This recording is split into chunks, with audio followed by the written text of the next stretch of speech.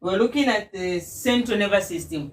Then under the central nervous system, we looked at the reflex actions, and that is where we left off.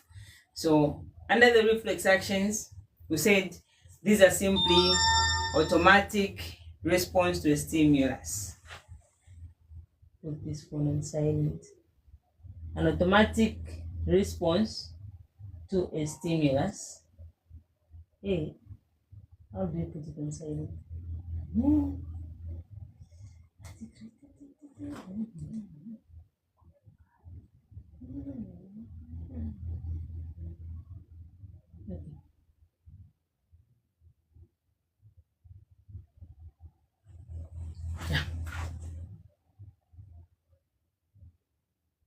Just putting it on silent. So as I was saying, under the reflex actions, we said these are simply automatic response to a stimulus, where I emphasize to say a stimulus is anything that causes a response. So anything that makes you to respond to your environment, we call it as a stimulus. Then that stimulus is converted or changed into electrical impulse by the sense organs, which are the receptors. Then I said, under our label, when you're looking at reflex actions, which are automatic response to a stimulus, or automatic or stereotyped response to a stimulus, we said they're grouped into three. We have those which are calling as a cranial reflex action. So when we hear the word cranial reflex actions, we said these are reflex actions whose electrical impulse passes to the brain. And an example was simply all the electrical impulse that are coming from the tongue, so it passes to the brain, then you feel what you have tasted, what you have eaten. Then also the reflex action that is coming from the eye, when your eye sees light, that electrical impulse passes to the brain, and then the brain interprets what you have seen. The ears, the sound that you're hearing right now, or listening to rather, the electrical impulse is passing to the brain, and then it tells you what you have heard. Is it music? Is it the sound of someone talking? Or is it someone as annoying as me? Then also the nose, and it senses smell. So that electrical impulse passes to the brain.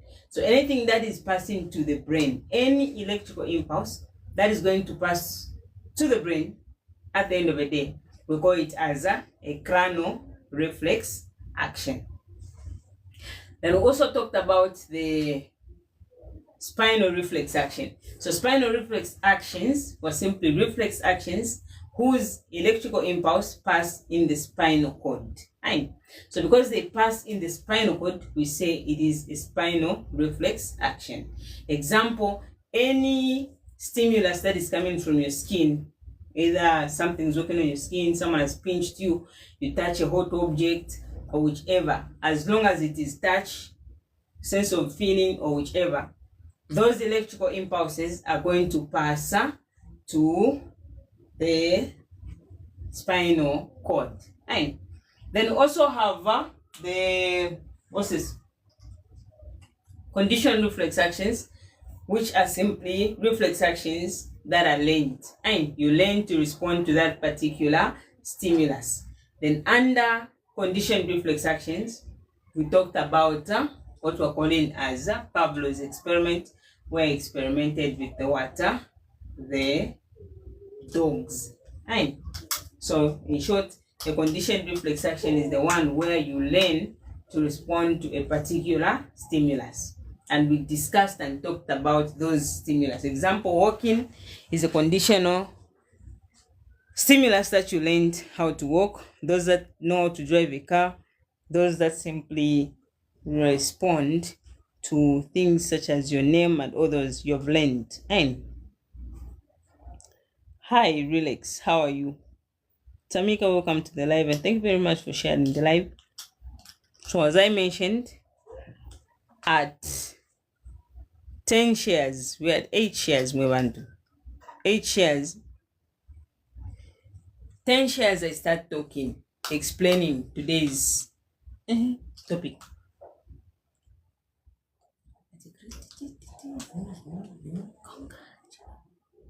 Now,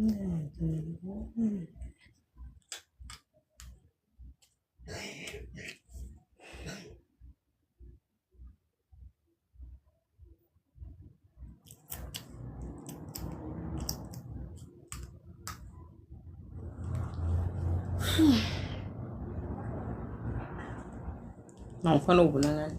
The control at 21, yeah? And now be at 21. Luyanda's mom, thank you very much for the share. We're at 11 likes. Thank you very much. So now, today, we're simply going to look at the sense organs. Now remember, what I'm going to start explaining is still under the central nervous system. Why? We said the central nervous system is a system that is made up of one, the spinal cord, the brain, the sense organs, as well as the nerves. And so one of the parts that we are going to talk about today is simply the sense organs. And the sense organs. Yeah. So when you look at the sense organs last time, I also emphasized to say any sense organ in the body is also known as the what? A receptor. Why? Because they sense or receive a stimulus. And all the sense organs that we have are receptors, in that they're able to dictate a stimulus. They're able to sense a stimulus. Remember, a stimulus is anything that causes you to respond. So now, under the sense organs at grade 12, we simply talk about two. And we talk about one, the eye, as well as the ear.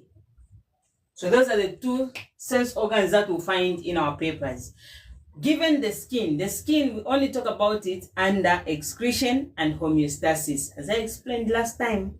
But here, under the central nervous system, when we are talking about the sense organs, we focus on the eye, which are the eyes, as well as the ears. And by now you know, when you look at the eye senses an electrical impulse, which we're calling as the water, light. And so this one is sensing light intensity. Is the light too bright? Is it too dim? So the part which is helping you to respond to that particular stimulus is the water, the eye. So its main stimulus is water, light. Then also have the ear, which is this part. And this one simply helps you to sense a stimulus of water, sound. And so as I'm talking right now, you're able to hear what I'm saying. You're able to hear other people or listen to other people where you're seated, because your ear is able to dictate the sound, and as a result, all the parts of your ear are working together to make sure you hear what you have heard. And we'll come and talk about how you hear the sound as we continue in the lesson. So this one simply focus on a stimulus of sound. So in short, sense organs are simply all the organs that help you to dictate a stimulus, or they help you to sense a stimulus. The other term for sense organs under the central nervous system is simply what? The receptors. Why? Because they receive electrical impulses. Then apart from that, I said we're talking about two sense organs, which is the eye, which dictates or senses a stimulus of light. Then the ear, which also dictates or senses a stimulus of water, sound. So those are the ones that we talk about at our level, our grade 12 level. And so now, given these sense organs, for now, I'll focus on talking about the water, the eye. We'll talk about the ear as we proceed. So we'll talk about the water, the eye. And so when you look at the eye, at your level, the examiner requires you to know the parts of the eye, their functions, as well as the diseases that affects the eye. So three things that you're supposed to know. One, what the eye itself is. We've talked about it. So you need to know the structure of the eye, both internal structure and external structure. So when you say internal structure, we're talking about parts that you can't see when you look at someone. and they're inside. Then external structures are the ones that you can see visibly. Like when I stand here, you're able to see my eye. So what are the parts that you can see? Those are the external structures. They'll examine you on those at grade 12, both paper 1 and paper 2. So external parts are the ones that you can see, which are outside. Internal structures are inside. Then apart from the structure, the examiner also requires you to know now the parts of those internal structure and external structure, as well as their functions. So apart from knowing the parts of the internal structure and the external structure, you also need to know the functions of all the parts. Why? Because they'll ask you on those. So apart from knowing the parts in their functions, you also need to know now diseases or ailments that affects the eye. So the examiner will either use diseases of the eye, or they'll say ailments of the eye. They're talking about one and the same thing, which is simply just diseases that affects the eye. Is it blindness? Is it conjunctivitis? Is it ulcer? Is it whatever that you talk about, short blindness, long sightedness, or whatever? All those, you're supposed to simply know them. So for now, we'll begin by simply talking about the structure of the eye. And the structure. So when you talk about the structures, any questions first based on what I've just sabayirad on? Any questions? We're saying we're looking at the sense organs, which are simply organs that sense electrical impulse. Then the sense organs, we're looking at 2, which is simply the eyes, which sense light, the ear, which senses sound. So just on those 2, any questions? No questions. Tamika says no questions. 2 more people to say no questions and I proceed. Tamika is saying no questions. 2 more people to say no questions and I proceed. Beatrice is also saying no questions. 1 last person to say no question. No question. Leandro is also saying no question. So we proceed. So when you're looking at the structures, the first one we talk about is the external structure, meaning what you can see when you look at someone. And so when you look at the external, remember on the structures, I'll be drawing and explaining. And like drawing the structure and then I just start explaining. It won't make sense. So the first one we'll talk about is the external structure. So when you look at the external structure, we're talking about what we can see. And when you look at yourself in a mirror or you look at someone, the first thing we can see or notice are these things that we can see here. And even though some girls, we cut them. I also cut them, just grown. So these, we call them as the water, the eyebrows. The eyebrows. And so in the exam, the examiner will ask you, what is the function of the eyebrows? So the eyebrows have got the same function with these, which we call as the eyelashes. And I'll explain them together because I don't want to repeat myself. So we have these, which are called as the eyebrows. So these are the eyebrows. Then we have this eye. Then your eye is having these 2 things. So these are the eyelashes. Then I was saying they have one and the same function. So when you look at this part, which we're calling as the eyebrows, and these, which are calling as the eyelashes, they have one function. So what is the function? So both the eyebrows and the eyelashes just simply prevent bacteria, dust, as well as sweat from going into the water, into the eye. I'll give an example of the eyelashes. It is windy outside. Automatically you close your eye and then the dust will be trapped just by the water, the eyelashes. So they have prevented the entry of water, dust. Apart from that, also bacteria. There are bacteria in the environment, but they're prevented from entering the eye through the eyelashes themselves. in the case of sweat, I'm sweating. The reason God has put these eyebrows, even if we cut them as girls, it's because they help to trap sweat. And if you're doing exercises, cardio, or just some of us just sweat because we're sweating. So that sweat, when it rolls down your forehead, it will reach the eyebrows, which will help it not to go into the eye by simply preventing it from passing. So, it will just slide to the other side. And why? When that sweat goes into the eye, the sweat is made up of different particles, and those can damage your eye or make your eye itchy. So as a result, you don't need any sweat in the eye.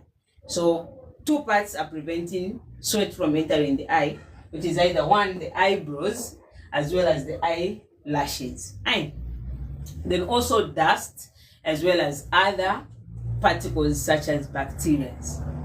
So you can list a lot, or you can think of a lot, but at this level now, right here at Cash for Tuition Center, we're saying the function is to prevent entry of one, dust, the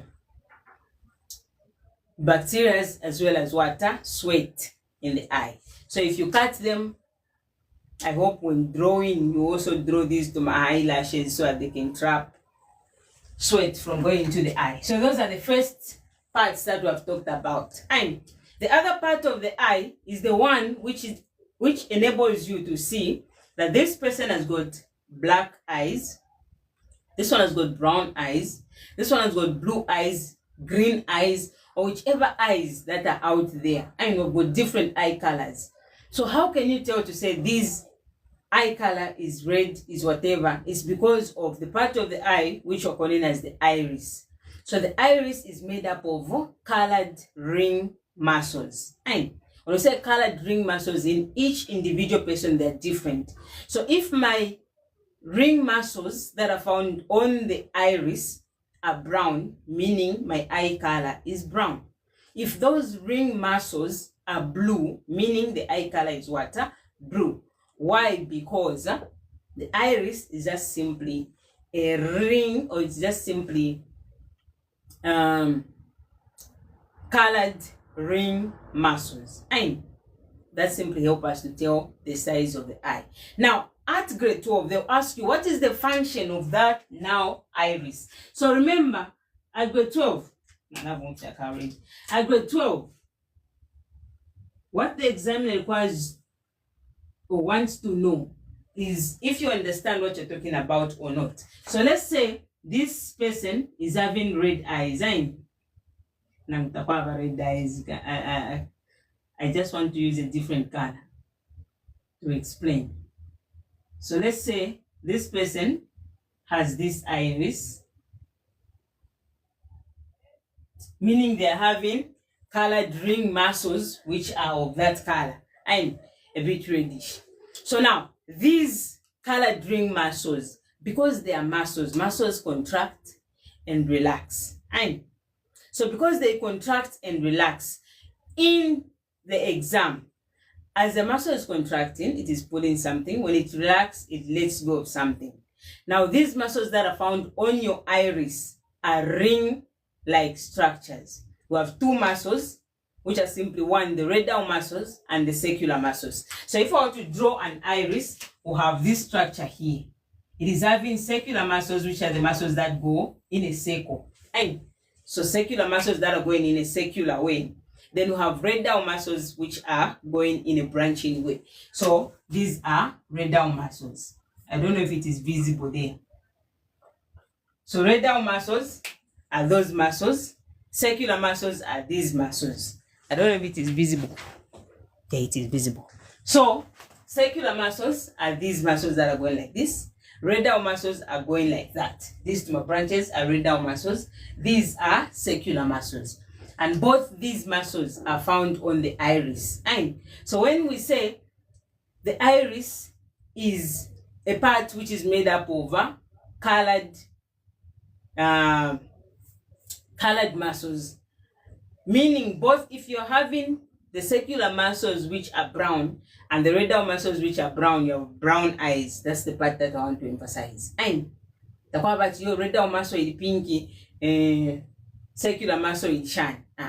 So now, apart from knowing that, what the examiner will ask you on now is that since this iris is having two muscles, the circular muscle and the radial muscle, these two muscles are going to work together to control the size of the pupil. So in short, the function of the iris is to control the size of the pupil. What is the iris? The iris is a ring of colored muscles. If they ask you what colored muscles are found on the iris, the circular muscles, meaning circular, those muscles that go in a circle. Radial muscles are those muscles that are branching off, as I've emphasized. We'll come and talk about them in details when we come and look at pupil reflex action. How now the iris is controlling the size of the water, the pupil. So we're saying this part that I've labeled here is the iris. What is the iris? A ring of muscles. Aye. So this is the iris, a ring of muscles. And I've emphasized to say what muscles are there on the iris, the circular muscles and the radial muscles. Now, because the circular muscles and radial muscles there, remember, these muscles are going to be working opposite to each other. I don't want to go into details because of the meeting. These muscles are going to be working opposite to each other. When one contracts, the other one relaxes. When the other one relaxes, the other one contracts. So when they're doing that, they're controlling the size of the pupil. So what is the pupil? A pupil or a pupil is just simply a hole in the eye. So that's the thing that you can see in your eye. That's the small thing. It looks black in most cases. Eh? So that's a small black circle in between this two black thing is called the pupil or the pupil. When you know your pronunciation, I'm Tumbuka is pupil. Aye. So this one is a pupil. So what is the pupil? It's just simply a hole in the eye. A hole like each punda. And for us that are outside the land. So it is a hole in the eye. That is the water, a pupil. So meaning on the iris, there is a hole, and that hole, that same thing is being controlled. And how? The iris is controlling the size of the pupil by simply making it big when there is low light intensity and small when there is a high light intensity. I'll give an example. You're looking in a mirror and you're able to see yourself in a mirror. You cover one eye and you're looking at the mirror. When you remove your hand faster, you will see that small black thing will go like that. It will constrict and it will reduce in size. Why is it reduced? It is because when you remove your hand like this, there is more light that is coming into the eye. And we don't want a lot of light to go into the eye. So it goes down like that. Then when I do this, there is low light intensity. Automatically, that round thing, the pupil, becomes big. Or when I walk in a dark room, it becomes big. When I'm in a light room, it becomes small. Example, when I do this. Oh, the other one is on. Okay. When I do this, your pupil has become what? Big. Why has it become big? There is low light that is coming into your eye. But when I do this, there is more light that is coming into your eye. So when I switched off the light, your pupil became small. This hole became small. It reduced in size. And why did it reduce in size? I mean, when I switched on the light, it reduced in size. Why? Because there was water, enough light coming in. But when I switched off the light, the pupil became big. And why did it become big? Because there was low light that was coming from the screen that you're looking at going into your eye. So your eye was needing more light. And so I'm saying when there is high light intensity, the pupil becomes small, like the way you're seeing me now. But when I switch off the light, your pupil will become big. So which part is making your pupil to become big and small? It is the iris. Why? Because the iris, the function is to control the size of the pupil by simply making it big when there is a low light or dim light, then making it small when there is high light intensity or bright light. So the function of the pupil is to control the control the size of the pupil. Then what is the pupil? The hole in the eye. What is the function of the pupil? It's just simply the passage for light. So meaning light in your eye, when you look at your eye, it passes on the part which are calling as the water, the pupil, which is just simply those that are in Zambia, akapunda mwilinso. So akapunda ka mwilinso is just the pupil. What is the function of the pupil? Passage for light or reflection of light. When we talk about reflection, it is the bending in of light. Then reflection, bending in of light, reflection, bouncing back.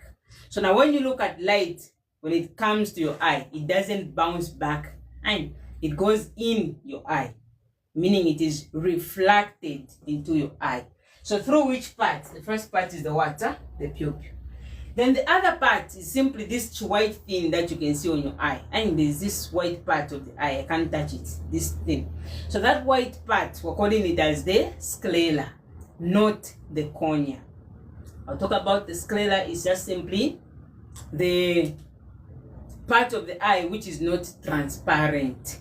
And when you say it is the cornea, when you say this is the cornea, then you're wrong. The cornea is transparent. The sclera is not transparent. So meaning this white part that you can see on your eye, or when you look at your friend's eye, we're calling it as the sclera. So that one is the sclera or sclera. Depending on the pronunciation, Mtumbuka is the sclera. So the sclera is just simply the part of the eye which is not transparent. So meaning if it is not transparent, it does not allow light to pass through. I've never seen a person who sees you. So sorry, there was a call. There was a call. Hi. All the way from Uganda. Thank you very much, Anthony, for watching. Ruth, thank you very much for the follow. To the retina. Yes, we'll talk about the internal structures, don't worry. But for now, because of the grade 10s, I take it slow so that at least they also benefit. So we're not rushing for the internal structure. And like I said, sorry, there was a call. So we're saying the sclera is the white part of your eye when you look at your eye. That white part is not transparent, so it is not a cornea. It is the water sclera. So the sclera is simply the part of the eye which is not, one, transparent, then two, it gives the eye its shape. So in order for when you touch your eye like that, you can feel like it is ridged. The shape does not change. When I do that, it doesn't funka.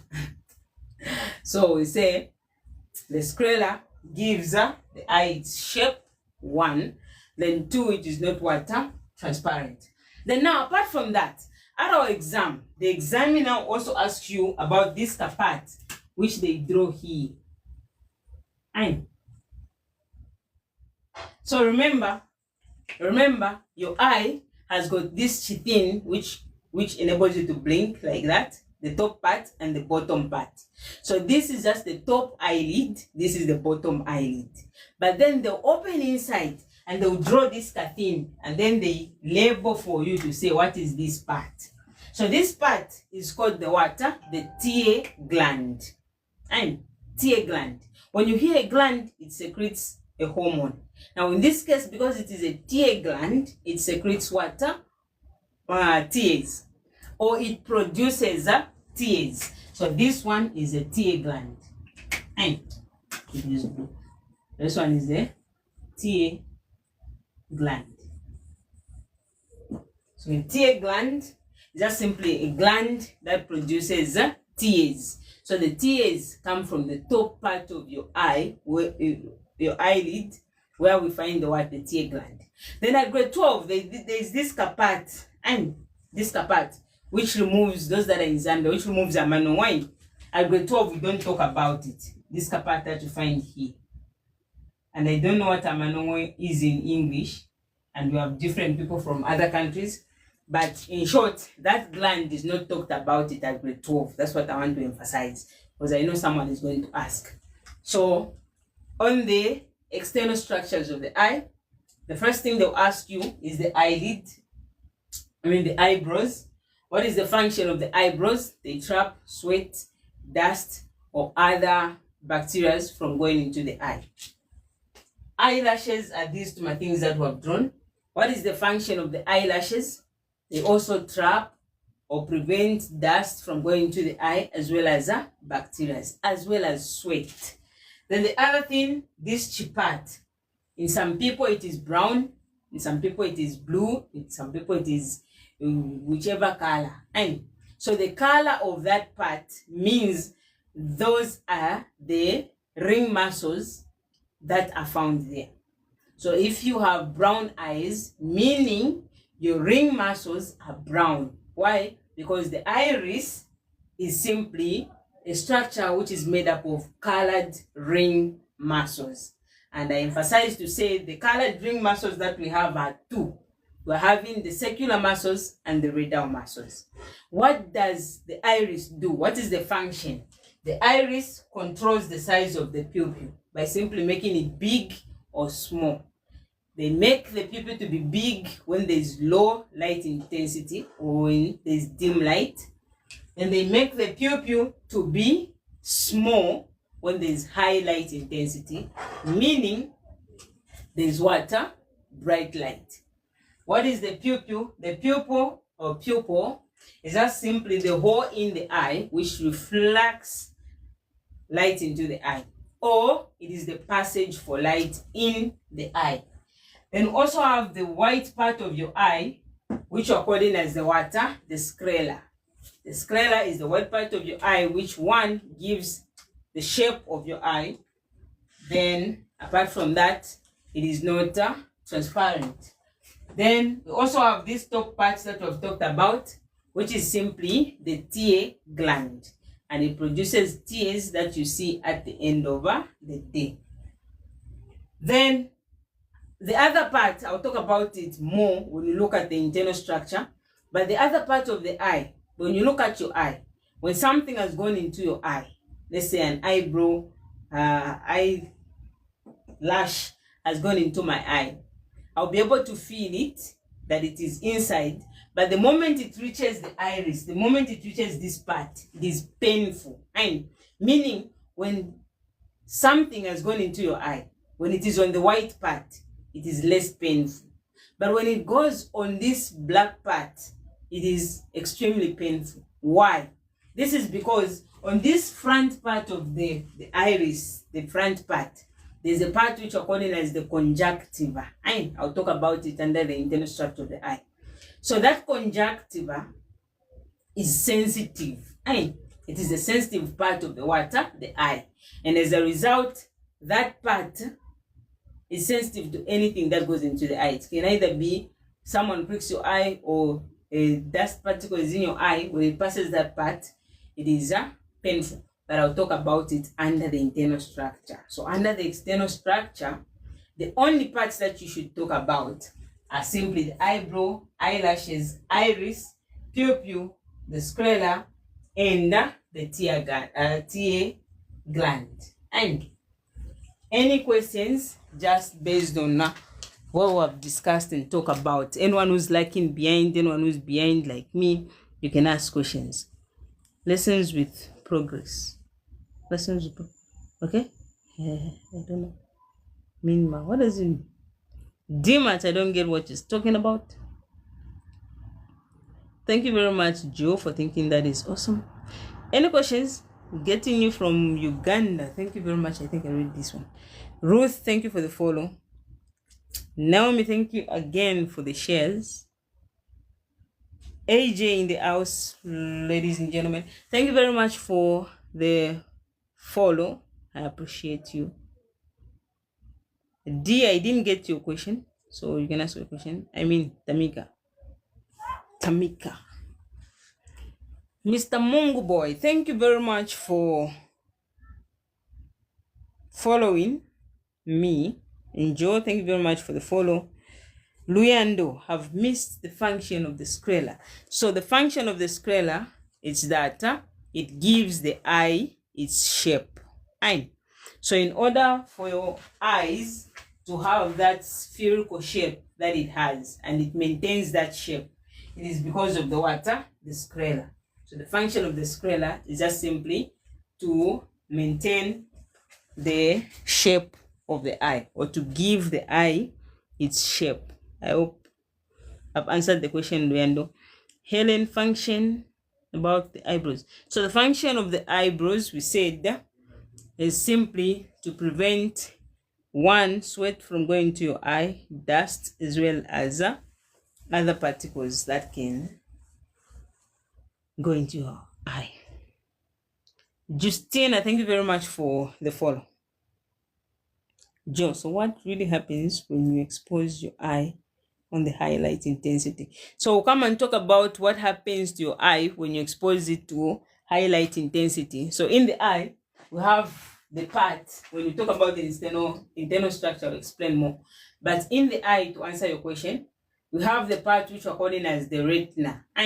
So the retina is the one which simply is made up of light sensitive cells, which is simply the cones and the rods. So now when you're looking at bright light, continuous bright light, example, you're looking at the sun directly, what is going to happen in the wrong run, you're simply going to damage the retina. And so you're going to damage the cells of the retina, and at the end of the day, you have eye problems, which can also lead to blindness. But I'll explain it further when we look at the internal structure. But I hope I've answered your question. Promise you're a good teacher. Thank you very much for thinking so. I appreciate you. You're also a good listener. Eve, thank you very much for sharing the live. And thank you very much for the follow. Evelyn, there's Eve 90 and Evelyn. Thank you very much for the follow. Teresa, just joined. Please explain again the function of the iris and the pupil. So the iris, first by definition, is simply the iris is simply a structure which is made up of colored ring muscles. And I was emphasizing to say these colored ring muscles are the radial muscles as well as the circular muscles that we'll come and talk about. So I have circular muscles that are going this way, these. Then the radial muscles are these that are going like that. I'll come and talk about them. So now when you look at those circular muscles and radial muscles, if someone is having circular muscles and radial muscles that are black, it means they have black eyes. If they're having circular muscles and radial muscles that are green, it means they have green eyes. Why? Because the iris is just simply a structure of the eye which is made up of colored ring muscles. Now, what is the function of this iris? The function of the iris is to control the size of the pupil. So they control the size of the pupil. This pupil is just simply a hole in the eye. So that hole in the eye can either go big or small. Which hole are we talking about? When you look at yourself, there's like a small black thing that you can see in between the big thing. So that same black thing, like a small thing, it can go big in size or small. So when there is bright light like this, it is simply small. Why? It is preventing too much light from going into the eye. Why? Because we don't want too much light to damage the retina. So it goes small when there is too much light. Then when there is dim light, you want to see now. So what is going to happen? That pupil is going to become big. So it goes big and small. So what is making that pupil to become big and small is the iris. Why? Because the iris controls the size of the water, the pupil. I'll come and explain how when we talk about pupil reflex action. So for now, the function of the iris is to control the size of the pupil. What is the pupil? The hole in the eye. What is the function of the pupil? It's just simply to act as a passage for light, or it simply helps to reflect light into the eye. Refraction. It helps with water. refraction of light. And yes. So any other questions? I hope I've answered on the pupil as well as the iris. Any other question? So Teresa, I hope I've answered on the pupil and iris. Dice, madam, can you explain again on the iris and pupil? So that's what I was from explaining. I hope you have gotten the concept. Tamika is saying, help me understand why my eyes hurt when I'm in a room with too much light or the sun. So we'll come and explain that on the elements of the eye. So when I get into that, it means I'll start now explaining the pupil reflex action, which is not today's topic. So Tamika, I'll come and explain why you're experiencing pain or hurt when you look at too much light in a room which is full of light or the sun. So I'll come and explain. M lower, is it M lower? Thank you very much for the follow. Naomi is also experiencing the same thing as Tamika. I'll come and explain on pupil reflex action. Joe, I'm glad that you got the concept. Jacqueline, thank you very much for the follow. I appreciate. Question 2. You can ask question 2. What is question 2? Joe, what is question 2? Gift is saying the function of the eyelashes, pupil, and iris. So the pupil and iris I've explained, so I'll not explain it, but I'll explain the eyelashes. So the function of the eyelashes, these two my parts that you can see on your eye, or these two my things. The eyelashes simply prevent the entry of one, dust in your eye, sweat, or bacteria. That is the function. Function of the eyelashes is to prevent dust particles, sweat, as well as bacteria from going into the eye. Butterfly, thank you very much for sharing the live. We appreciate you. Friend is it Freddy's CM? Thank you very much for following Cash for Tuition Center. Question 2. On your explanation, madam, you said when any foreign particles reach the black part, it pains more. Yes, so I was explaining to say on the black part of the eye, there is a part which is the conjunctiva. On the external structures, we don't talk about it, but I'm just talking about it, of which we're going to explain it more when we talk about the internal structures. So on the black part of your eye, when something goes there, when any particle passes on that black part, you're able to feel more pain as when it is passing on the white part. Why? Because on the white part, we don't have a sensitive part which can sense anything that has come into the eye. But on the black part, there is that sensitive part which we'll come and talk about, which is the conjunctiva. So that conjunctiva simply senses water, or it is sensitive in short. So if it is sensitive, so any particle that is going to reach that part will pain more than where it is not sensitive. So that's what I was just talking about. But then I'll explain further when we talk about the internal structure. I hope I've answered your question. We are learning. Thank you very much for learning with Cash for Tuition Center. What happens when those who like putting the artificial eye thingy? So those people are destroying their eyes. Those that are putting, is it what do they call them? Contact lenses. Remember, those two things are coming with certain chemicals that help you to put now that lens on your eye, and as a result, in the long run, they'll come and experience certain eye illnesses that we'll come and talk about. Why? Because they're damaging their eyes, and the effect is simply not the one that you can see now. It is a, what do we say in English? It is, hey, yeah, it's a sickness that will come in future. I have forgotten how you say it in English. Maxwell, thank you very much for the follow. So what happens when a person moves from a dark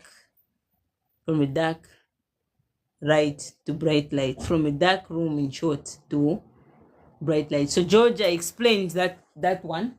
So I was giving an example of this. When you are here, you're able to see me because there is light. And so what has happened to your pupil? Let me switch on this same thing again. So when you're seeing me here, or you're looking at your phone, there is light, right? There's light that is coming from your eye. When I get this phone, there's light from my eye. So when I'm looking at this phone where there is light, what is happening to my pupil? The pupil is simply small in size. And why? Because God has made the pupil to always reduce in size when there is a bright light or when there is too much light. So as you are seeing me now on your phone, your pupil is small. But when I do this, that your pupil has become big. Why? Because there is no light. Let me even flip this. Yeah, there is no light. You can't see me. So what has happened to your pupil? The hole in your eye, it has become big. But when I do this, it has become small, and that is automatic.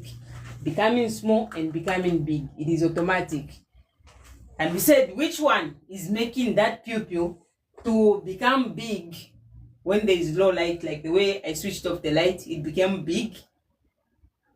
When I switch on the light, it becomes small. Why? Because the iris is controlling the size of the pupil. So it is making it big when there's no light or low light intensity or dim light. Then it is making it to be small when there is high light intensity or more light that is coming into your eye. So I hope I've answered your question, George. PYT, thank you very much for the share. Evelyn, thank you very much for the share. Sheba, thank you very much for the follow. Welcome to Cash for Tuition Center, by the way. Melo, is it Melo? Thank you very much for the share. AJ, ladies and gentlemen, thank you very much for the rose. I'm sure I didn't see that one because I was there demonstrating what I was demonstrating. So thank you very much for the rose. Harriet followed the live. Thank you very much for the follow. Prophet, thank you very much for the follow. Mwenda, thank you very much for the follow. Any other question? Imu, where were you when I was in the job? I would have had one. Heaven, is it Joe Evan? Thank you very much, but I wish I was also there, but then I'm sure by then I was also in school. But I'm sure the teachers that were there did a good job. And you can also help somebody else to get a 1 while they're still at school by simply sharing the live to that particular person. Or even if they're not writing grade 12, you can share the live to them and they can share to someone who's writing. If they don't have someone who's writing, they can share to someone who will share to someone who is writing. Brilliant. Comfort is saying, I'm enjoying your good explanations. Thank you very much for enjoying the explanation. Cosmetics, thank you very much for the follow. Pupil reflex action, yes, Evelyn, that was a pupil reflex action, and I was just trying to explain by simply not going into details. Muichi, madam, you used to teach me in grade 9 science. Muichi, I used to teach you in grade 9 science. Where? You used to come at Cash for Tuition Center or at the school? George King, wow, nice. You're welcome. Isaac, thanks for the follow. Hey, madam, can you please explain the purpose of the pupil? It just allows light to pass through. It's just a passage for light. Pupil is just simply a passage for light. Any other question? I need to do science, physics, chemistry. How much can I get? So for online lessons, it's just simply 150 per subject. Is very expensive. 150 per subject. But 100 kwacha for physical lessons. That is if you are coming at Cash for Tuition Center like Mwiche. Thank you very much, Mwiche, for being here. I think I remember this place. Let me see. Yes, I remember you. All right. Thank you for joining on the live as well. And yeah. Thank you. So Those that used to come at Cashford Tuition Center, they know it's 100 kwacha physical lessons, but for online lessons, because it's going to be one-on-one, it is simply 150. And Hustler, thank you for sharing the live. Alexander, thank you very much for the follow. Function of the sclera. Who said the sclera gives the eye its shape? Any other question, we continue by simply looking at the internal structure of the eye itself. Thank you very much for 23 shares, by the way, and 3.2 likes. I appreciate very much. Let me put this phone on charge, because if it goes off, I'll remain talking, and then you people have gone. So the function of the sclera I've explained. It gives the eye its shape. And Evelyn has also responded to your question. Any other question? If there are no questions, we can say proceed. So 5 people to just say proceed, and I proceed. Hey, what have I done? What have I done? Oh, hey. Hey. Jesus. Questions, people of God. If there are no questions, we can say proceed. 5 people to say proceed, and I proceed. Meaning, if we proceed, I'll have to rub the external structure. Or, if I'm not going to rub, I'll do it this way. So I'll say,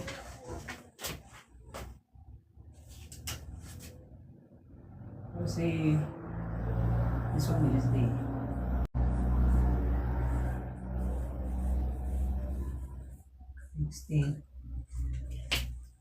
Any questions? 5 people to say proceed, then we proceed. Yeah, here I use the permanent marker. Mama, yeah, man. Or I can just rub this structure. What are people saying? I rub that structure as well. I wanted to use it as reference, no? Luyando is saying proceed. Naomi is saying proceed. Alexander proceed. Comfort proceed. Rebecca saying proceed. Tamika proceed. Proceed. Proceed. Should I rub the thingy? I shouldn't rub. Okay. But is my structure going to fit here?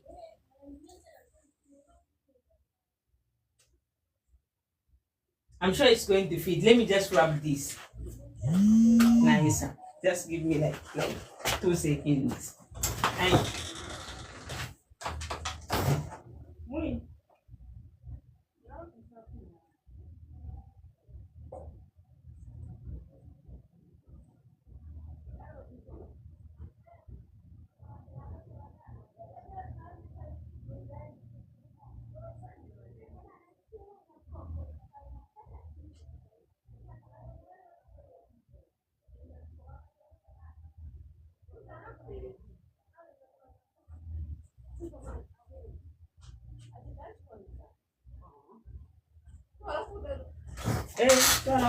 Hey, now the folks are here. Oh, what is your phone?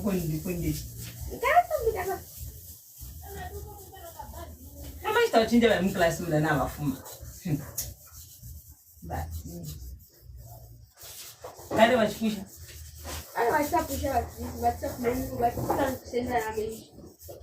Did why is we getting up?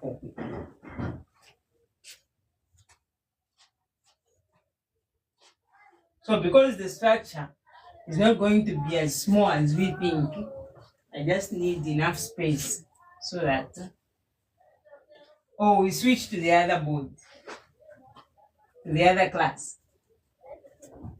What are people saying? We continue just here, or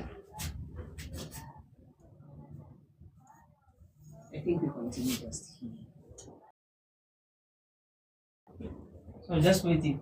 Yes, I'm just waiting. Just wait for it to dry a bit, because when I try to write, the marker is not going to be Menkan. It's not going to be writing. Cash food, where you found? You are found in Kwacha Kitwe, Copper Belt specifically. Kwacha Kitwe. Sunshine, thank you very much for bringing the sun to Cash Food Tuition Center. Thank you very much for the follow. Rashin, thank you very much for the share. Don't rub, that's why I ended reading the comments. So we proceed by looking at the internal structure. It is going to write. So I'm saying this is biology.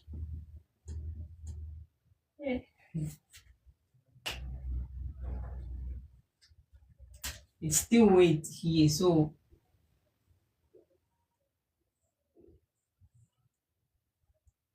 and remember, like I always say, the grade is not in important. It's not necessary. As long as you're writing the exam at the end of the day, you can learn this, whether you're grade 10, GCE, or grade 12, or grade 11. Darling, thank you very much for the follow. And thank you very much for the share. So we proceed. I was saying, apart from the external structure, we also now need to talk about the internal structure. Internal structure. So the internal structure, these are now simply the parts that you cannot see, the parts that are inside your eye itself when you open it. And so what are those parts? Again, I'll be drawing the structure as well as explaining. Then apart from that, I need you to simply know that when we're looking at the internal structure of the eye, we are required to know the function of all the parts. Why? Because the examiner is going to ask you on the functions. So just like we did with the external structure, we talked about each part as well as its function. Some applies to the internal structure. We'll talk about all the parts and their functions. And so the first part I'll talk about is the part that you can also see here.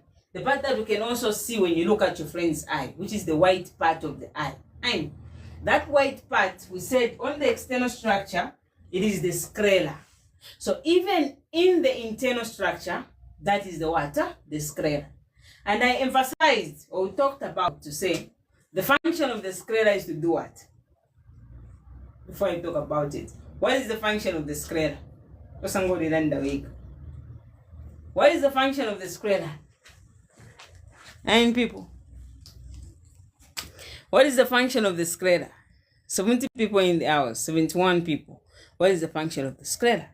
Chichi Hats, thank you very much for the follow. Tamika, what is the function of the sclera? To give the eye its shape. Yes, thank you very much, Teresa. So, Teresa. So, we're saying the sclera gives the shape of the what? The eye. So now when you look at the internal structure of the eye, the sclera will run from the back of the eye to the front of the eye and to the back. And I emphasize to say, this sclera is not transparent. So when you're talking about the sclera, just think about a room and the wall of the water, the room, the walls of the room. That is the sclera. When you look at the wall example here, I cannot see what is happening in the next room. Why? Because it is not transparent. So same applies to the sclera. It is not transparent. And in the internal structure, it is running from the back of the eye, going to the front of the eye, and again going to the back of the eye. So for those that have seen papers, especially those that are in Zambia, our past papers, we see this eyeball. On the internal structures, this line that I've drawn, starting from here, it goes in front of the eye and comes back. That is the sclera. And we said, what is the function of the sclera? It gives the eye its shape. So when you look at this shape, it's a spherical shape. How is it able to maintain that shape? And how do we see that shape? It's because of the presence of the water, the sclera. And I've also emphasized to say the sclera is not transparent, meaning we cannot see through the sclera. No one can see through their white part of the eye. And that part is the water, the sclera. On the structures, that is the line that the examiner will draw. Its function, it gives the shape of the eye. Then apart from that, it is not transparent. So now if it is not transparent, how are we able to see? When you look at the hole that I was talking about, this hole of the house, in case you can't understand my tongue, I'm Tumbuka. The hole, the hole of the house. I don't know how to pronounce it properly. But this thing, I can't see through it. But when I look at the window is transparent. I can see through the window. So the sclera, being not transparent, it has a part which is transparent. More like a window. Acting more like a window. And so that part which is transparent on the sclera, we call it as the cornea. So meaning, we have the cornea in front of the eye. Where is the cornea found? It is found on the same sclera. So in short, the second part that we're talking about is the cornea. What is the cornea? The cornea is the transparent part of the sclera. The cornea is a transparent part of the sclera. When we say transparent, meaning it allows light to pass through it. Aye. So where are we going to find that part in the exam? Is this part which is in front? Aye. So this same part here, we're calling it as the cornea. What is the cornea? Transparent part over the sclera. That is what the cornea is. If they ask you what is the function of the cornea, it's simply to reflect light into the eye. So the first reflection of light into the eye is happening on the cornea. And when you look at the external structure here, this part, the one we talked about, the sclera is this one which is not transparent, your white part. And now where is the cornea found? On this same part where there is the iris, on your black part, if you have black eyes, where there is the black thing there, that is where we find the cornea. And why? Because the cornea is a transparent part of the water, the sclera. In the internal structure, when you look at this sclera which is running from the back of the eye to the front, then it goes at the back. Since it is not transparent and your eye needs to see, light needs to go in.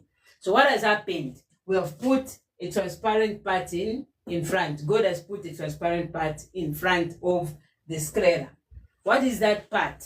The cornea itself. And so what is the function of the cornea? It helps with what? The reflection of light. So it helps when light comes, it bends in, or in short, it goes in the eye. Remember, when you looked at light in chemistry, bouncing back of light is a reflection. So when light comes and it bounces off, we call it as what? Reflection. But the cornea, when light comes, it bends in, meaning it goes in short. And so as a result, its function is a reflection of light into the eye. How and why? Because it is transparent. And so the cornea is a transparent part of the sclera. What is the function of the cornea?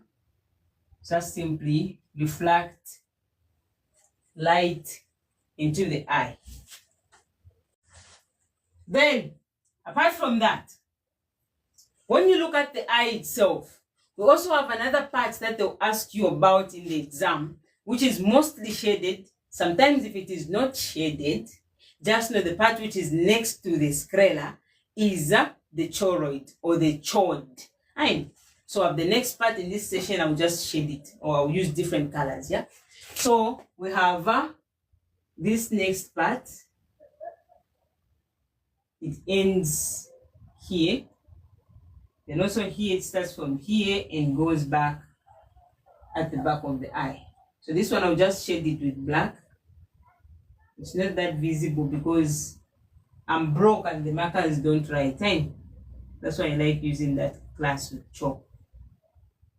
So, hey.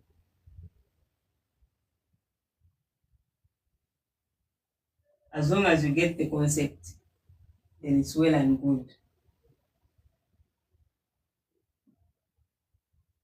So I have these parts that I've shaded. So this shaded part, this one, which I've shaded black, we call it as the chord or the choroid. And so this part is there. Okay. This part is the water choroid or the chord. Depending on your pronunciation and Tumbuka, it's a choroid. And so when you look at the choroid, this simply is a part which is made up of two things. One, it is made up of black pigments. Then two, it is made up of blood vessels. So in short, the choroid is a part of the eye which is made up of black pigments as well as blood vessels. So when you hear black pigments, when you hear black is a good absorber of heat. Apart from that, black prevents reflection of light. So mostly black reflects light and it bends light in. Example, if you're going and you're putting on a black shirt, the light that you are passing through, let's say you're passing through the sun and under the sun in a black shirt. So that shirt is absorbing light. It is reflecting light. It is any light that is going to hit your shirt is bending in short. And so as a result, it is absorbing light. And it is not reflecting light. So now, when you look at this choroid, because it is made up of black pigments, once light comes into the eye, it does not bounce about. And I'll give an example. Let's say light comes into your eye and it starts being reflected all over. Refraction is bouncing about of light. And where light starts bouncing about. So that does not happen in the eye. Why? We just want light to be focused on the retina so that you see what you have seen. So there is no bouncing about of light. So which part of your eye is preventing the bouncing of light into your eye? We call it as the water, the choroid. So the first function of the choroid is to prevent internal reflection of light or the bouncing of light in the eye. That is the first function. The second function, when you look at the choroid, we are saying it is made up of blood vessels. And once you hear blood vessels, we know blood vessels carry nutrients as well as water, oxygen. So the cells of your eye, especially the retina, needs food, which are the nutrients. Apart from that, it also needs water, oxygen. So where is the oxygen coming from so that it reaches the parts of the eye, it reaches the cells of the eye? In which part is it going to pass? It is the part which is having blood vessels. And so meaning, in short, without confusing you, the other function of the choroid is simply to supply the cells of the eye with oxygen as well as water, nutrients. So again, what is the choroid? The choroid is simply the part of the eye which is made up of black pigments as well as as well as blood vessels, not red blood cells. So it is made up of black pigments as well as blood vessels. What is the first function? It prevents internal reflection of light or the bouncing about of light. Then 2, it simply supplies the cells of the eye with oxygen as well as nutrients. Aye. So if you're smart or sharp, we just know the choroid is made up of 2 things: blood vessels and black pigments. The black pigments prevents internal reflection of light or the bouncing about of light. Why? Because black things absorb light. Aye. The second one, the choroid is made up of blood vessels, meaning the other function is to supply nutrients or food to the cells of the eye. The sclera is a part of the eye which is not transparent. Its function is to give the eye its shape. The cornea is a transparent part of the eye which is found in front of your eye. This transparent part of the eye, its main function is to perform reflection of light or bending in of water, light. Any questions just on those 2 parts, 3 parts? Any questions on the sclera, cornea, as well as the choroid? And I start any questions, my legs hurt. Any questions? So if you want me to stand fast, we just say no questions, then I continue. Mr. Msupa, thank you very much for the follow. Unanso, thank you very much for the follow. Any questions? Any questions? Please run through the function of the 3 parts once more. Okay, so Triza, I'm coming to the other function of the choroid. So let me run through the functions as well again. So I'm saying the first one is the sclera. In the exam, where you're going to find the sclera, it's this line which is running from this part. It goes in front of the eye and comes back to the back of the eye. What is the sclera?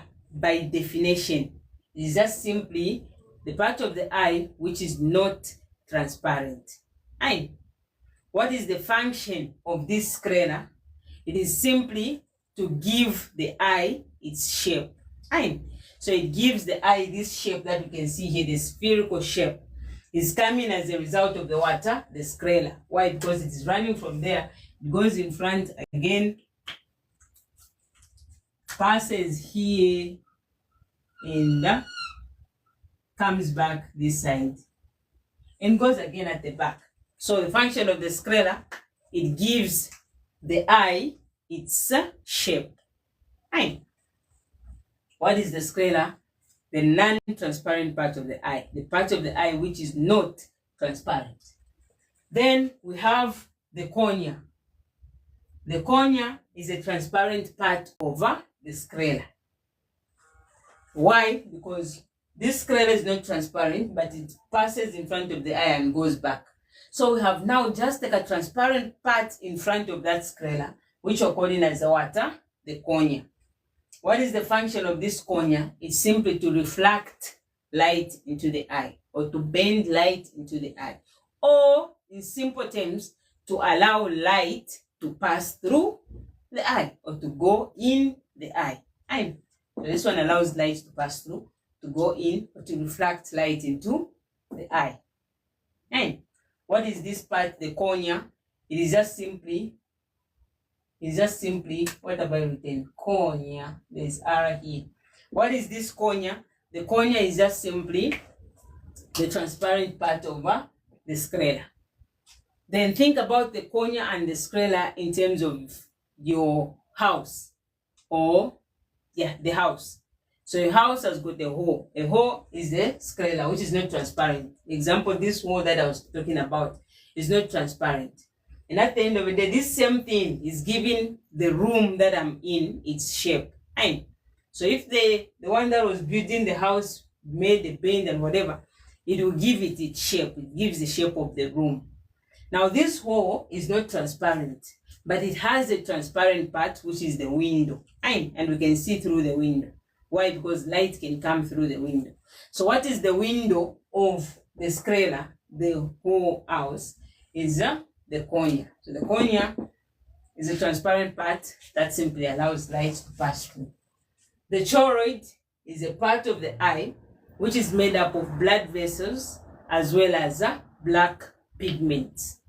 So because it is made up of blood vessels and black pigments, the function of the choroid is one, it prevents internal reflection of light, or it prevents the internal bouncing of water light. Why? When light goes into the eye, it has to be focused on the retina, meaning it has to keep moving in a straight line and it reaches the retina. But in a case where light goes in and it starts bouncing about, we don't want that situation because we are not going to have a clear image at the end of the day. So we only are able to see a clear image because the choroid prevents the internal reflection of light or the internal bouncing about over light. Then apart from that, the choroid is made up of blood vessels which supply the cells of the eye with oxygen and nutrients. Any questions again? I hope I've answered your question. Teresa, I hope I've answered your question.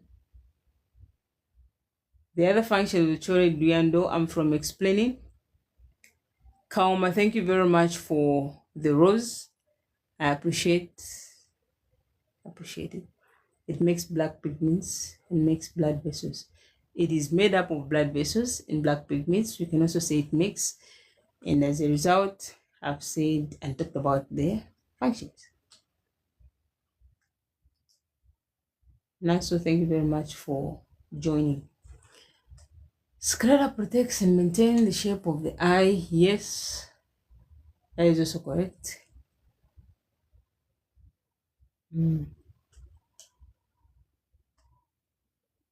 So any other question? Mr. Mavuto, thank you very much for sharing the live.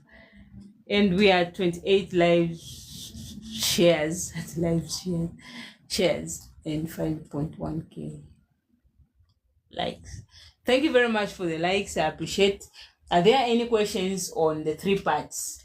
The cornea, the chord, and the sclera? Are there any questions? Born Queen, thank you very much for the follow. What causes short-sightedness? So Lawrence, you are asking what causes short-sightedness. I'll explain that, but I don't want to confuse my grade 10 learners. But in terms of short-sightedness, I'll just briefly explain.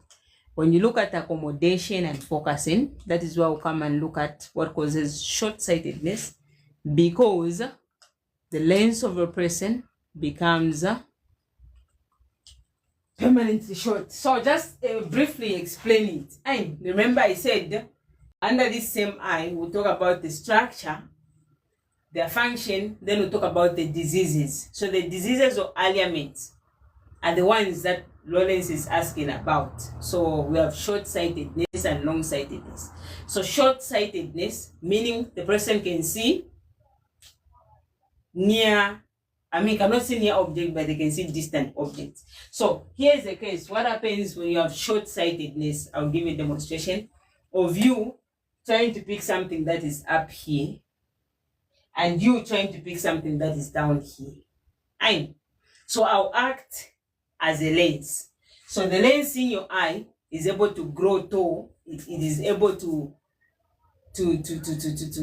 become tall or short under accommodation. And again, I don't want to confuse the grade 10, so just say simple terms. I know the ones that are making the lens to become tall and long are the circular muscles, the ciliate muscles and the suspensor ligaments. I'll talk about them. So the question is coming on accommodation and focusing. So the lens can become tall or short. So I'm acting as a lens. So if I want to pick something that is up here, I'll lift my legs like this. Meaning I'll make myself tall. Then I pick what is here. If in a case where I was not able to reach there. So if I'm looking at distant object, the lens becomes long so that it can see something that is far. Then when I'm looking at nearby object, which is here, I'm just short the way I am. So I'll just pick it like this. So even the lens, when it's looking at nearby objects, you have your phone here, your book here, or whatever, it is short. So a person who is having short-sightedness has their lens fixed. It has become permanently short. So if it has become permanently short, meaning that person can only see nearby objects. So if they want to see a distant object, they'll be unable to see it. Why? Because they have short-sightedness. I'll give you an example. If me, I'm short, like this, I've stopped growing, and someone gets something and puts it up there, or I want to put a nail up there, I'll be unable to reach there. I'll be doing that time. But I'll be unable to reach at the end of the day. Why? Because it is long, it is far. So if the lens becomes permanently short, meaning you can only see or accommodate nearby objects. So if you look at a distant object, you'll be unable to see it. So the first one that causes short-sightedness is a permanently shorter lens. And when it is permanently short, it will be reflecting a lot of light rays. So all the rays of light that come inside will fall at the back of the eye. So they will be focused here and not on the retina. So meaning at the end of the day, you'll be unable to see distant object. So when I see something that, let me not confuse my grade 10 learners. So any questions, any other question apart from what I said we're not going to touch? We'll touch it in future. So that question was coming on accommodation. I hope I've answered your question, Lawrence. I hope so. Any other question? Hi, watching you from USA, United States of America, ladies and gentlemen. I want to help 5 people now in we'll text you, Janet. Don't worry. We'll text you. You can start firstly by help since you want to help them. They'll text you if they see the help on this same live. I'm going to Tamika. If you see this person sending me a lion, are you not going to text them? I'm sorry, you're going to inbox them. So Janet, send me a lion in Karamu. Then I'm sure most of the people are going to, they'll inbox you. And Mavuto. Mr. Mavuto, you are late. I understand. Sorry. Lawrence, thank you very much for the follow, meaning you understood what I was explaining. My Ionic girl, thank you very much for the follow. Yes, Evelyn, Janet wants to help, so she can send a gift, a big gift here. Then we are going to inbox her, as she said. Judith, thank you very much for the follow. Myopia, hypermetropia, yes, that is short-sightedness and long-sightedness. I'll explain them later. Ray's daughter, thank you very much for the share. Candy, thank you very much for the follow. Any questions, people of God? Any questions? So by Janet, by Tawade Tumankaram. Looks now for me. Some of it. Wow. If I feel like Shana by Zimba, Shana. Okula ba function yan and can. Yes, clear. So forgive me, I talk too much sometimes. Our helpers even gone, just saying inbox me. United States, very local. Maxwell, thank you very much for the lives. The love, Duncan. People, are there any questions on the cornea, choroid, and sclera? If there are no questions, we can say proceed. I have people to just say proceed, then I proceed. 5 people to just say proceed, then I proceed. Adela, thank you very much for the follow. Precious, thank you very much for the likes. Cabo, thank you very much for the likes. She's saying proceed. Naomi, proceed. Alexander, proceed. Evelyn, proceed. One more person, I presume. 1, 2, 3, 4. Daniel is also saying proceed in comfort. Candy is saying proceed. So we proceed. So apart from the sclera, choroid, and the cornea, the other part that we'll talk about is the one that I was from mentioning, which is simply the water, the retina. And so the other part that we'll have is simply this part. We call it as the retina. So the next line in our exam, those that are in Zambia, the next line is just simply the water, the retina, if they bring the structure. I'm using the grammatical representation because I want it to be visible when you see. So that part, we call it as the retina. So I want to write it where? I'll write it here. I'll write it here. So this one is the retina. So the one that I've drawn in red, this part, we call it as the water, the retina, or the retina. So when you look at the retina is simply the part of the eye which is made up of light sensitive cells. So when we say they are light sensitive cells, meaning these cells are able to dictate light. And so once light hits this part, they are able to dictate it. So the retina is made up of light sensitive cells. What is the function of the retina? So the function of the retina is simply for image formation, or in short, that is where image formation is going to simply take place. So in short, when light comes into the eye, it is focused on this part which are called as the retina. So when it comes into the eye, it will be focused on the the retina. I'll explain further how. Even when this one comes into the eye, it will be focused on the on the retina. Why is it focused on the retina? Because on all the structure or parts of the eye that we talk about, the retina is the one which is made up of light sensitive cells. So it is able to sense light. Now, in the exam, they'll ask you, what are those light sensitive cells that are found on the retina?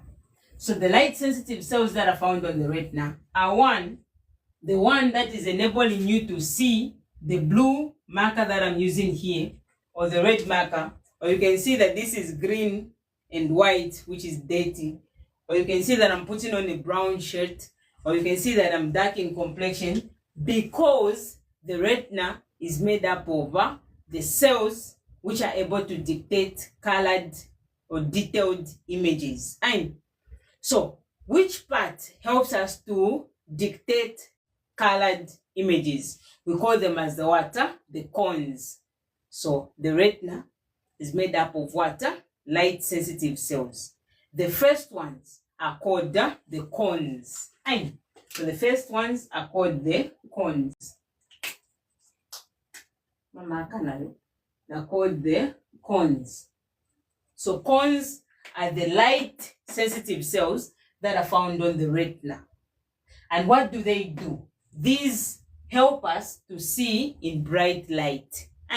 So when there's light like this, you're able to see detailed images. By detailed images, I mean you're able to see the shape, you're able to see the color, you're able to see all those things because of the cones. You're able to see this marker as red because the cones in bright light, like this, you can see this color is red.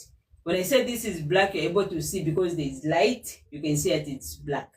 You're able to say this is blue because there is light and you can tell that this is blue. So which part of the cells that are found on the retina is dictating that? We call them as the cones. So the retina is a part of the eye which is made up of light sensitive cells. One of the light sensitive cells is the cones. They help you to see detailed images. The other light sensitive cells, we call them as the rods. So when you talk about the rods, so when you talk about the rods, We're talking about, there's E here. There's E here. Okay. So when we talk about the rods, these are simply parts or cells that are found on the retina which are able to detect dim light or low light intensity. And when we say low light intensity, meaning when there is no light, like this light goes off, you'll be able to see something. And you can see a chair as someone is seated there. You can see a bag as a monster. Why are you able to see certain images? This is because you don't go completely blind when it's dark or when there's low light intensity. Why? Because the retina has the rods which help to sense light which is coming from a low intensity. And as a result, in short, these mostly help us to see in the dark. In most animals, it helps them to see black and white images. And why do they see black and white images? Because the rods, or most animals, are made up of what? Rods only and not cones. So in short, you as a human, when we're talking about the retina, we're talking about bright light and dim light. And so now in bright light, which part of the retina is dictating that light and helping you to see detailed images? We call it as the cones. Then which one is helping us to see in dim light? I think there's E here. It is called the what? The rods. And so the rods help us to see in dim light. Again, a clear example. I'll use the same example that I was using before I use that example. The retina is part of the eye, which is made up of light sensitive cells, which are simply the cones and the rods. What is the function of the retina? The function of the retina is simply the part of the eye where image formation is going to take place. Meaning, you as you are looking at me and seeing me, in your eye, I'm on the retina. And so I'm here. You're able to see me. I'm here on the retina with my legs, my hands, and my head. But we know I'm upside down. I'll come and explain again why I'm upside down. But when you look at me, I'm standing straight. I'll come and explain. I don't want to confuse my grade 10s. And so the image on the retina is upside down, yes. But my emphasis is simply on what the function of the retina. What is the function of the retina? It's where images are formed. So once this light comes into the eye and it hits the retina, that is where anything that you're seeing is going to be appearing on, and it will be on the retina. So that is the function of the retina. What is the retina? It is a part made up of cones and rods. Then apart from that, now, I was saying I want to use an example using the marker. I'll put this in a plate. I'll use this marker as an example, the red marker. I love red. So when you look at this red mark, here there's light. And we can see this as what? Red. It is also having white. We can see the detailed images. Okay, it is written whiteboard marker. For me, we can see it here. We can see the detailed images. Why? Because there is light. Which part of the retina, which light sensitive cells is sensing that? It is the cones. So they're able to tell me this is red and whatever that I can see. But then when we do this, I love this example today. When we do this, it is dark, but not completely dark. You can see some bit of this cathini, and you can see an image that there's someone standing in front. I don't know, on my other phone I can see. So when I do certain things, you can see a bit. In short, let me try to put up a small light. That is low light intensity. The light is reduced, in short. And so it is not as bright as it was. It is low light. You can still see me. And you can still see some bit of the marker, even if it's not that visible, you can still see something. But when I switch on the light, the cones are working. When I switch off, there's low light. The light is small. The rods are the ones that are working. So The retina is made up of light sensitive cells, which is the cones, which help us to see in bright light, the rods, which help us to see in dim light or low light intensity. Any questions just on the retina? Any questions just on the retina? Are we having math today? Ngatwara push up one within, so I can dive into mathematics. Maxwell or Maximilian, thank you very much for the follow. Deborah, thank you very much for the follow. I appreciate you. Subulwa, is it Subulwa? Something like that. Thank you very much for the follow. I appreciate. Are we having mathematics or just from answering that? I think. Do you do daily classes, Miss? So it's not daily because there are also some online classes that I teach. Then there's also some physical classes that I teach at the tuition center. So for the live session, I'll be live when I have some time to spare. Because last time I said I'll be live at 6 hours, I'll be live at 14 hours, I'll be live at 21 hours, of which the online classes made it impossible for me to do so. So I'll be seeing if I have time, I'll be coming live. My eye road does not work. I can't see. Yes, you can't see clearly, but you can see certain images. Explain again on Daniel saying I've explained. Well, practical is more understandable. Thank you very much, Evelyn, and I'm glad you understand. Give me the process, pupil mechanism. Pupil mechanism. Oh, the pupil reflex action, in short. I'll explain it, Betty, as you keep watching the live. I'll explain it. Cones and rods tissue, they are the tissue or light sensitive cells. What makes you feel and when the lights are on dim? I don't understand, Deborah. Refresh your question or rephrase it. Rephrase your question. How do you relate to coordination? Yes, even coordination, will come and talk about it when we continue with the lesson. As I said, I'm preventing to answer other questions because I'm having my grade 10 learners from Cashflow Tuition Center. And last time I was explaining other stuff, they went astray. So we don't want to confuse them. That is why I'm only sticking to what I'm explaining. The Deborah, headaches. So the headache will come and talk about elements of the eye, sicknesses of the eye. So there are certain sicknesses, explain on roads, I'll explain on the roads. There are certain sicknesses which come as a result of tension on your water, the nerve cells, the optic nerves. And we'll come and talk about the optic nerves, which are simply the nerves that are found this side, the ones that take electrical impulses to the brain. So on the optic nerves, that is where we'll find those sensory neurons that we talked about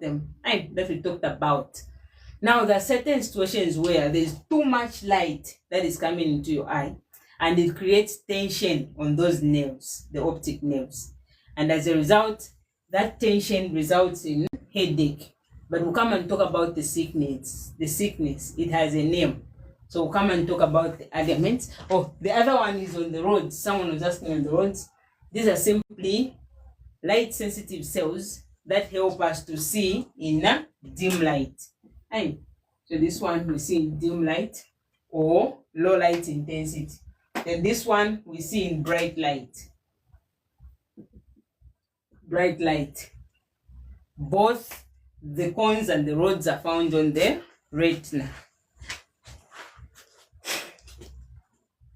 So Daniel, I hope I've answered your question. Obanji, thank you very much for the follow.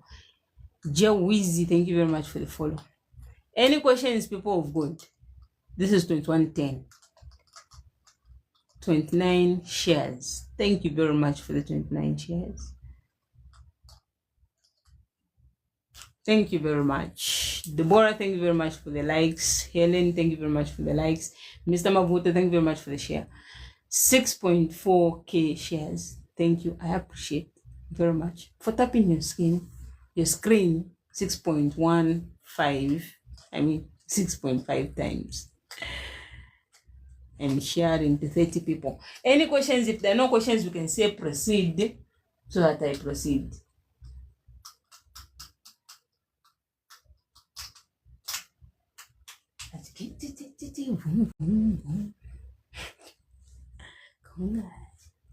Riando is saying proceed. What about other people? Daniel is also saying proceed. 3 more people to say proceed, then I proceed. So the retina is part of the eye, which is made up of light sensitive cells. What are those light sensitive cells? We have the cones, which help us to see detailed images in bright light. The rods, which are simply light sensitive cells that help us to see in dim light. And people are saying we proceed, so we proceed. So now, when you look at this same retina, it has now a part which is made up of high number of water cones, meaning the concentration of cones on that part are more than any other part. And so yes, we know the entire retina is made up of the cones, but there is a part which is made up of high number of cones, which are calling as the water, the fovea, or the yellow spot. So in our exam, especially those that are in Zambia, we've been outside Zambia, the one which are calling as the fovea, we have this retina, then we have that part, which makes more like a V. And so the V on this structure of the retina, we call it as the water, the fovea. So if I was to draw a fovea, I'll just do that. Then, so this curve, it can either be there or here. And it can either be this side or it can either be at the bottom. So that part, we're calling it as the fovea. And so this one is the fovea or yellow spot. So it is the fovea or yellow spot.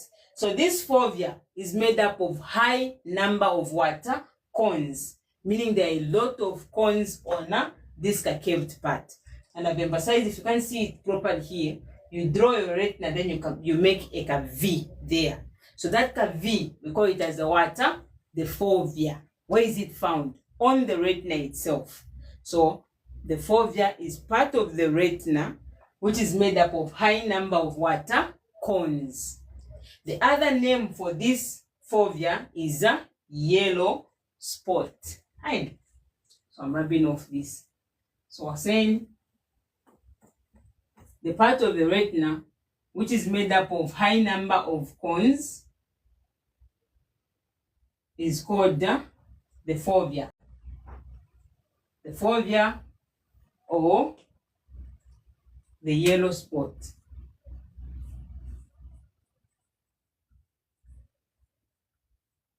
Right. So this one is the fovea, and I've emphasized to say, how are we going to notice that this is the fovea? It's just more like a V on the retina. Right. And I've said it can either be at the bottom, though I've drawn it here, or it can be on top. So this fovea is also called the water, the yellow spot. What is the function of this fovea? It's simply made up of high cones. Aye. That's so. The fovea is part of the retina, which is made up of high number of water cones.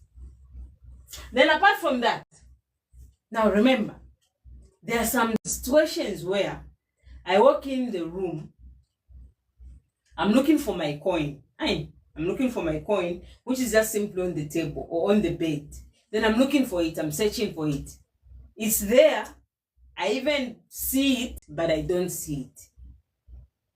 Or a clear situation, you're walking in your community, you run through someone, you run into someone, in short. And then you even make eye contact with that person, but you have not seen them. And then the person is like, you're just passing, but you have seen me. Then you're like, no, I didn't see you. You didn't see me, but we made eye contact. So what happened? What happened? You saw the person, but you did not see them. What happened? You did not ignore that person. You saw them, but their image was not formed on the water, on the retina. And you were looking for the coin. You even saw it, but the coin, the image of the coin was not formed on the retina. Meaning, the light that was coming from that object that you are seeing did not fall on the retina. It fell where? On the blind spot. So in the eye, we have this part here. Even the examiner will just do it like to my bracket sign. This part, we're calling it as the blind spot. I'll re-explain it again. So this is the blind, meaning you can't see. And blind what? Spot. So blind, from the name blind, you have not seen it. So what has happened? The light that came into the eye, yes, you saw that object. If it is a person, you saw that person. So the light that came from that person came into the eye quite all right, but it did not fall on the retina. It fell on the blind spot. So it didn't fall where there are light sensitive cells on the retina. So if it didn't fall on the retina, meaning the image was not formed on the retina. And so when it falls on the blind spot, here on the blind spot, there are no light sensitive cells. So they can't dictate what you have seen. They can't interpret what you have seen. So at the end of the day, any light that is falling on the blind spot, the image is not what? Formed.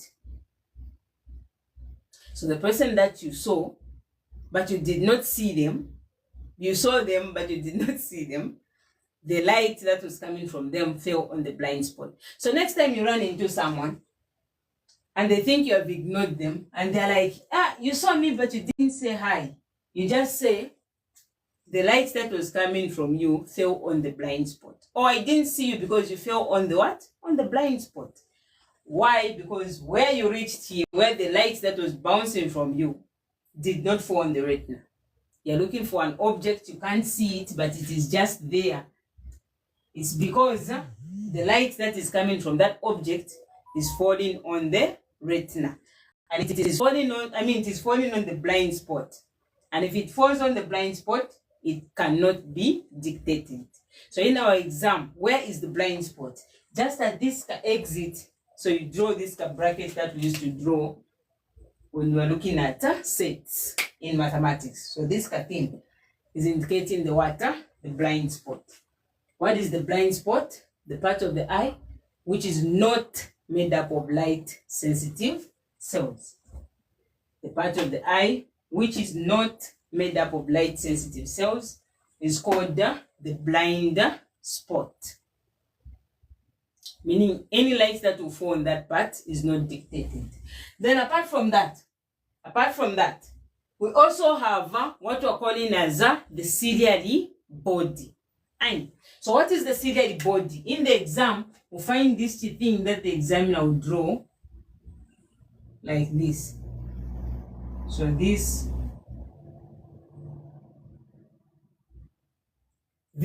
we're calling it as the ciliary body. Now, when you look at the ciliary body, its function is just simply to contain the ciliary muscle. So which one is the ciliary muscle in the exam? It's just simply this dot. And so in short, we have the dot and this chitin, this structure and a dot. So the dot is the ciliary muscle. It is a muscle. Then the structure here is a ciliary body. So if they ask you, what is this part? What is this part? They point like that. That is the ciliary muscle. Ciliary body. Yay. Ciliary body. Yeah. So this structure here is a ciliary body.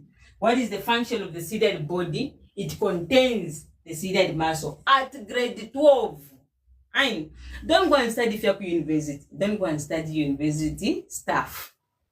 At grade 12, especially those that are in Zambian syllabus, the ciliary muscle, the ciliary body, just simply contains the ciliary muscle. The ciliary body just simply contains the ciliary muscle. Which one is the ciliary body? This chitin. Which one is the ciliary muscle? The dot. And so this dot was saying is the water, the ciliary muscle.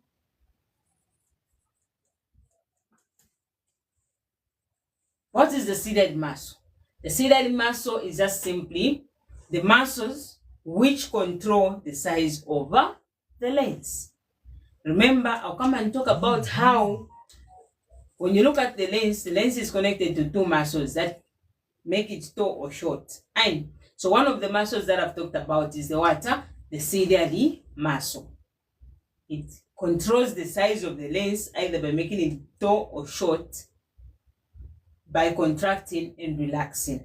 And I'll come and explain how under accommodation and focusing. So for now here, under the structure of the eye, the internal structure and the parts that function of the ciliary muscle is just simply to control the size of the lens.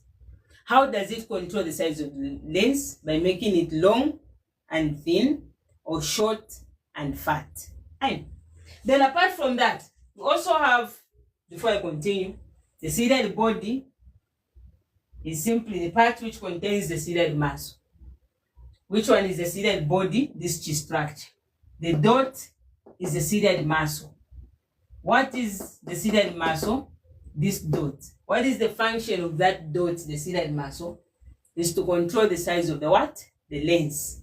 Then we also have these muscles, which are rope-like structures.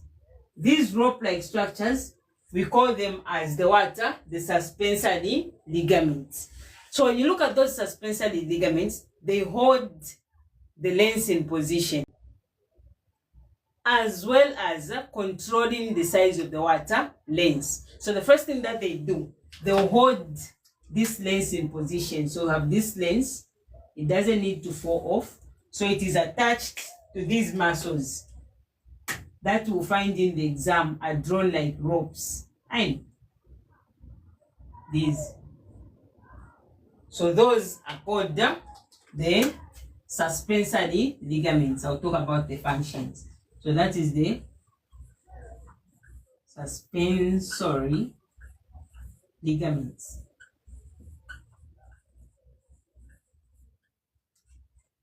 So those rope-like structures are suspensory ligaments. So if I were to give an example, this is the lens. This is the lens. So these, my fingers are standing for the suspensory ligaments. So they're rope-like structures that are holding the lens in position. So this marker cannot fall off because I'm holding it like this. And these hands are holding it there. These hands are holding it here. These suspensory ligaments are holding the lens from there. These are holding the lens from there. Then, what is the function? What do they do? Those, they control the size of the lens. How? By making the lens to be long or short. And how? When you hear muscles, muscles will either be contracting or relaxing. So in short, without confusing you, my grade 10s and the grade 12s that understand, the ciliary muscle and the suspensory ligaments have one function. They only have one function: to control the size of the water, the lens. How? By making it long or short.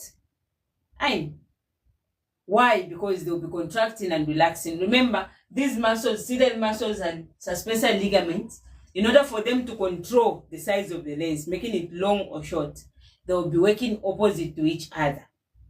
When one contracts, the other one relaxes. And so they are antagonistic muscles that work opposite to each other. So in short, if I want to look at a distant object, an image which is far, the suspensory ligaments will contract, thereby pulling the water, the lens. So they will contract and pull the lens, making it water long. So when they contract, these are going to water relax. That is what I mean by saying they work opposite to each other. Again, if I want to see a nearby object, the ciliary muscles will contract, the suspensor ligaments will relax. So when they relax, they put the lens. When they relax, they will let go like that. So the lens will be short. Again, I'll come and explain that in details when we come and look at accommodation and focusing. But for now, both the suspensor ligaments and the ciliary muscles will be contracting and relaxing, right? What is their functions? They only have one function: to control the size of the what? The lens. Which one is the ciliary muscle? The ciliary muscle is this dot. That is the ciliary muscle. Which one is the suspensor ligaments? These ropes. Aye. So both the ropes and this dot have one function: to control the size of the water, the lens. We'll come and explain how under accommodation. So just a run through. The ciliary body is simply this entire part. What is the function of the ciliary body? It contains the ciliary muscle, which is the dot. What is the function of the ciliary muscle, which is this dot? It's simply to control the size of the water lens by making it long or short. What are these two ropes that I've drawn? We call them the suspensory ligaments or ligaments. So the suspensory ligaments also have the same function with the ciliary muscle, which is to control the size of the water, the lens. Any questions just there before I proceed? If I've confused someone, this is your chance. Tracy, thank you very much for the share. Any questions? Gigi Best Gifted, thank you very much for the follow. I greet you. How is work again? Work is okay. Work is okay. Work is fantastic. Domia, thank you very much for the follow. Justina, I read that one. Official, thank you very much for the follow, by the way. Sounds of Zambia, thank you very much for the follow. Ashan. Pauline, thank you very much for the follow. Are you silent living with the fibroids?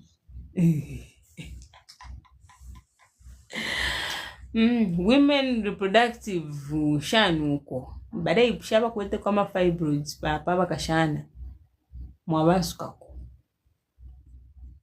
What topic is this? This is the central nervous system, specifically on the sense organs, which is simply the eye, which we're talking about. So we looked at this external structure, the parts and the function.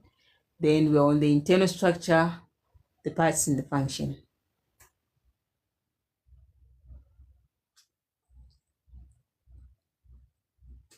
Any questions? Because we have a 21, 29. But on that chair, where is the retina pointing? Eh? Rebecca, where is the retina pointing? Where is the retina pointing? On the red part. The red part. So I just shaded it to be red here.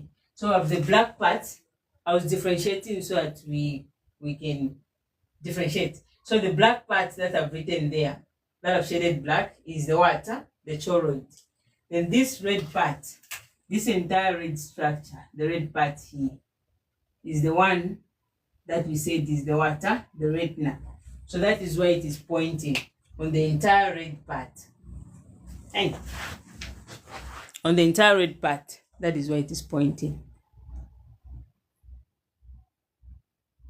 Then, what is this question? Are human eyes different from animal eyes, like cows, pigs? Yes, there are some animals that don't have the cones, as I was explaining, and they just see black and white images. Then there are those that can also see detailed images. So not all animals are just made up of rods. Some can see even detailed images. Where is the retina pointing? I've answered that one. I explain how. I don't understand.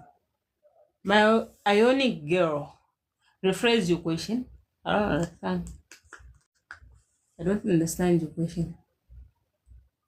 Macau, thank you very much for the follow. Any other question? So to speed up the process, if there are no questions, we immediately just say no questions. Thank you very much for the likes, by the way. 8.4K. Thank you. And the 33 shares. Oh my God.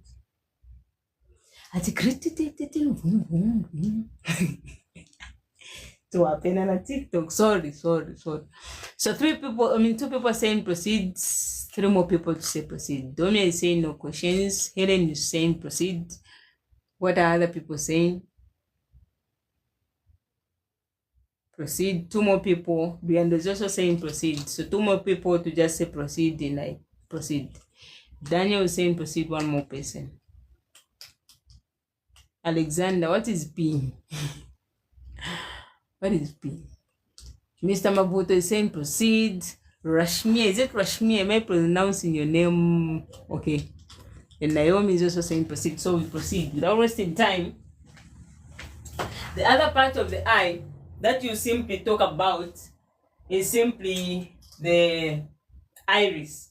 Now remember, we talked about the iris here, which is this red part. And then its function, we said it controls the size of the pupil. Definitely. Now, under the internal structure, the iris is not going to be drawn like this. It will be drawn more like fingers in the eye. So what are we going to find? So find this structure. This tiny, like that, more like my fingers. So that is the iris. The iris. This part is the iris. Then remember, we talked about the iris. And what is the function of the iris? It controls the size of the what? The pupil. How? It is made up of radial muscles and circular muscles that also work opposite to each other. Meaning when the circular muscles contract, the radial muscles relax. When the radial muscles contract, the circular muscles relax. Again, I'll come and explain that concept under pupil reflex action. For now, what I need you to remember is that the iris controls the size of the what? The pupil. How? By making it big and small. So in this case, these are the iris. When there is dim light, they move away from each other, meaning they make this hole to be big. When there is bright light, they move towards each other like that. They reduce the hole, which is this space in between, which is the pupil. And so this space is just simply the pupil. And we talked about those 2 parts. So I'll begin again. The iris is simply the part of the eye which controls the size of the what? The pupil. What is the pupil? We said it's just a hole in the eye. So meaning this space, this capuna, the hole is the pupil. What is its function? We said it acts as a passage for water, for light. Or it helps with water, reflection, or the bending in of water, light. So the iris controls the size of the pupil by making it big and small. The pupil, which is this space in between, the hole in the eye, what is its function? To allow light to pass through, or to come into the eye. Again, we discussed about these 2 parts. So I'm not going to re-explain them so much. The iris, which is this part, we said it controls the size of the pupil. It is a ring of muscles which control the size of the pupil. What is this pupil? This space in between? It just acts as a passage for water, for light. And then, apart from that, without wasting time, we also have that sensitive part that I talked about, which is found in front of the eye. And where specific on the internal structure of the eye. So find this part, which will be in front of the eye here. In the examiner will draw it like that. So its line is not attached to that. So it looks something like that. So this part is the one I was saying, it is the sensitive part of the eye, which is found in front, specifically where there is the black thing here, meaning it is not found on the white part of the eye. Those that were here when I was explaining. It is found specifically where there is that black part. So what is this part? We're calling it as the conjunctiva. So this is a conjunctiva. So the conjunctiva is simply the sensitive part of the water, the eye. And it is sensitive to anything, touch or whatever that I explained. That is why we find that those people that suffer from conjunctivitis, which is simply irritation of the eye, where they develop red eyes because the conjunctiva is irritated. So what is the conjunctiva? This conjunctiva is this part in front of the eye. What is the function of this same red part that I've drawn there, which are calling as the conjunctiva? It's just simply sensitive to anything. Sensitive to touch, sensitive to things that come into the water. So in short, this is a sensitive part of the water, the eye. So the conjunctiva, this red part, which is the sensitive part of the eye. These red things that I've drawn more like hands, we said are the iris. What do? They control the size of the pupil. Then we have the pupil in between here, which is this part which I've drawn, the space. It simply allows light to come into the eye or penetrate through the eye, or it performs a reflection of water, a light. Then also have two important things that we look at under the eye. We have two humors. We have the humor which is found inside and the one which is found outside. So the one which is inside is made up of jelly. So in short, it is a jelly-like fluid which is found inside the eye. What is the function of that jelly-like fluid? It holds the lens in position as well as the retina. So we don't want a situation whereby the retina is falling off like that. The retina becomes like that, more like falling inside. Or the lens falls off like that. It becomes like that. We don't want that situation. So God has made your eye to have a jelly-like fluid, which will hold this retina and the lens in position. So here they are jelly-like fluids. What is this part? We call it as the vitreous humor. Where can I write the thing? So this part is called the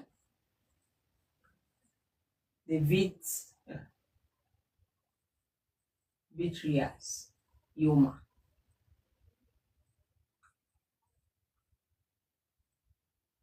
So the vitreous humor or the vitreous humor, depending on pronunciation. I want to separate these two. They are not together. So this part is the vitreous humor or the vitreous humor, depending on pronunciation, as long as the spelling is correct. So this vitreous humor is simply the part of the eye which is made up of jelly-like fluid, or we can say it is a jelly-like fluid filled part of the eye. If that is confusing, shall grade 10. Vitreous humor is a part of the eye which is made up of jelly-like fluids. Jelly-like fluids. And we know what jelly is. Then, what is the function of this vitreous humor? It's to hold the lens in position as well as the retina. So we don't want the retina to be falling off like that, or the lens to tweet and fall inward. Want it to be fixed like that. We want the retina to be fixed on top there. So what happens? We have a jelly-like fluid which holds this and that in position. What is the vitreous humor? It's a jelly-like fluid filled substance. It is a part which is made up of jelly-like fluids. Then we have the one which is found now in front of the eye. This one holds the cornea in position and the lens itself. So the lens again doesn't have to fall this way. So this side there's a vitreous humor which is preventing it from falling this side, right? Again, here we don't want it to fall this way. So even this side we have an aqueous humor which prevents the lens from falling off, meaning it holds the lens in position. Then the other part which is going to hold in position is simply the cornea here. Example, if someone pricks my eye by mistake, we don't see the eye losing its shape. And we don't see it shrinking inwards, or when someone pricks you, like the eye goes in, then it comes out like that. It doesn't happen. Why? Because there is fluid in front of the eye. So this one is fluid filled. Specifically, the fluid that it is made up of is water. And so it is a water-filled humor. What is that humor? We're calling it as the aqueous humor. So this one is the aqueous humor. So the aqueous humor is simply the water-like fluid which is found in front of the eye. So this entire space here is made up of watery fluids. And this entire space here is what we're calling as the aqueous humor. Remember, aqueous means water. And so meaning this is the humor which is made up of water. And sometimes, not always, the examiner will also ask you to differentiate between the aqueous humor and the vitreous humor. So the first thing, aqueous humor is made up of watery fluids. Vitreous humor is made up of jelly-like substances. Aqueous humor is found at the front part of the eye. Vitreous humor is found on the internal part of the eye. Vitreous humor holds the retina and the lens in position. Aqueous humor holds the cornea and the lens in position. So again, the vitreous humor is jelly-like fluid, or it's a part of the eye which is made up of jelly-like fluids. What is the function of the vitreous humor? Is to hold the retina and the lens in position. What is this space here? The aqueous humor. What is the aqueous humor? It is the part which is made up of watery fluid. It is the part of the eye made up of watery fluid. What is the function of this aqueous humor? Is to hold the cornea and the lens in position. What are these to my hands? The iris. What is the function of the iris? It controls the size of the pupil. What is the pupil? The hole in the eye, which simply acts as a passage for light. Then, apart from that, we have now this thing that I've all continuously been referring to as the the lens. So this thing here is simply the lens. This. What is the lens? The biconcave shaped structure. When you say biconcave, it looks like this. Convex is this. And so now I'm saying it is biconcave because it looks like that. So the lens is a biconcave shaped structure. What is its function? Its function is simply to reflect light into the eye. Remember, reflection of light, meaning its function is to bend in light into the eye and to reflect light. So when light comes, let's say light is coming like that. Once it hits this lens, it will be bent in, meaning to be focused on the retina, like that. Then when it switches there, then the image will be formed. So the function of the iris is to reflect light into the eye, or to bring light to focus on the retina. You can say that. the lens. Its function is to reflect light into the eye or to bring light to focus on the retina. It is fine. So now just a quick total run through. Before that, I kept this one for last because I needed to explain an important thing that we looked at last time. Before that, remember, this eye is a sense organ, which is sensing or dictating light. Now, how is light reaching the brain? Talked about the cranial reflex action. We said these electrical impulses that are coming from the eye is going to the brain, and that is when it is interpreted. So how does light now reach the brain? So when you look at this retina that we talked about, we said it is made up of light sensitive cells, right? And those light sensitive cells are the cones and the rods. Then apart from that, this same retina, because it is sensing light, the brain does not understand what? Light. The brain does not understand light. I'm children. So the brain does not, the brain does not understand what? Light. That is what we said last time. Why? Because the brain does not understand a stimulus. And this light is a stimulus. So when light reaches the retina here, this retina will change this light into electrical impulses. Again, the only part of your eye which can sense light, which in this case is acting like the receptor, is the retina. Why? Because the retina is the one which is able to dictate light or sense light, because it is made up of the cones and the rods, the light sensitive cells, right? So when it senses this light, it will change this light into what? Electrical impulse. Electrical impulse that we talked about last time. So it will change it into electrical impulse. Why are we changing light into electrical impulse? This is because the brain only understands electrical impulses. It cannot understand the stimulus, example light. So meaning it has to be changed into the language that it can understand.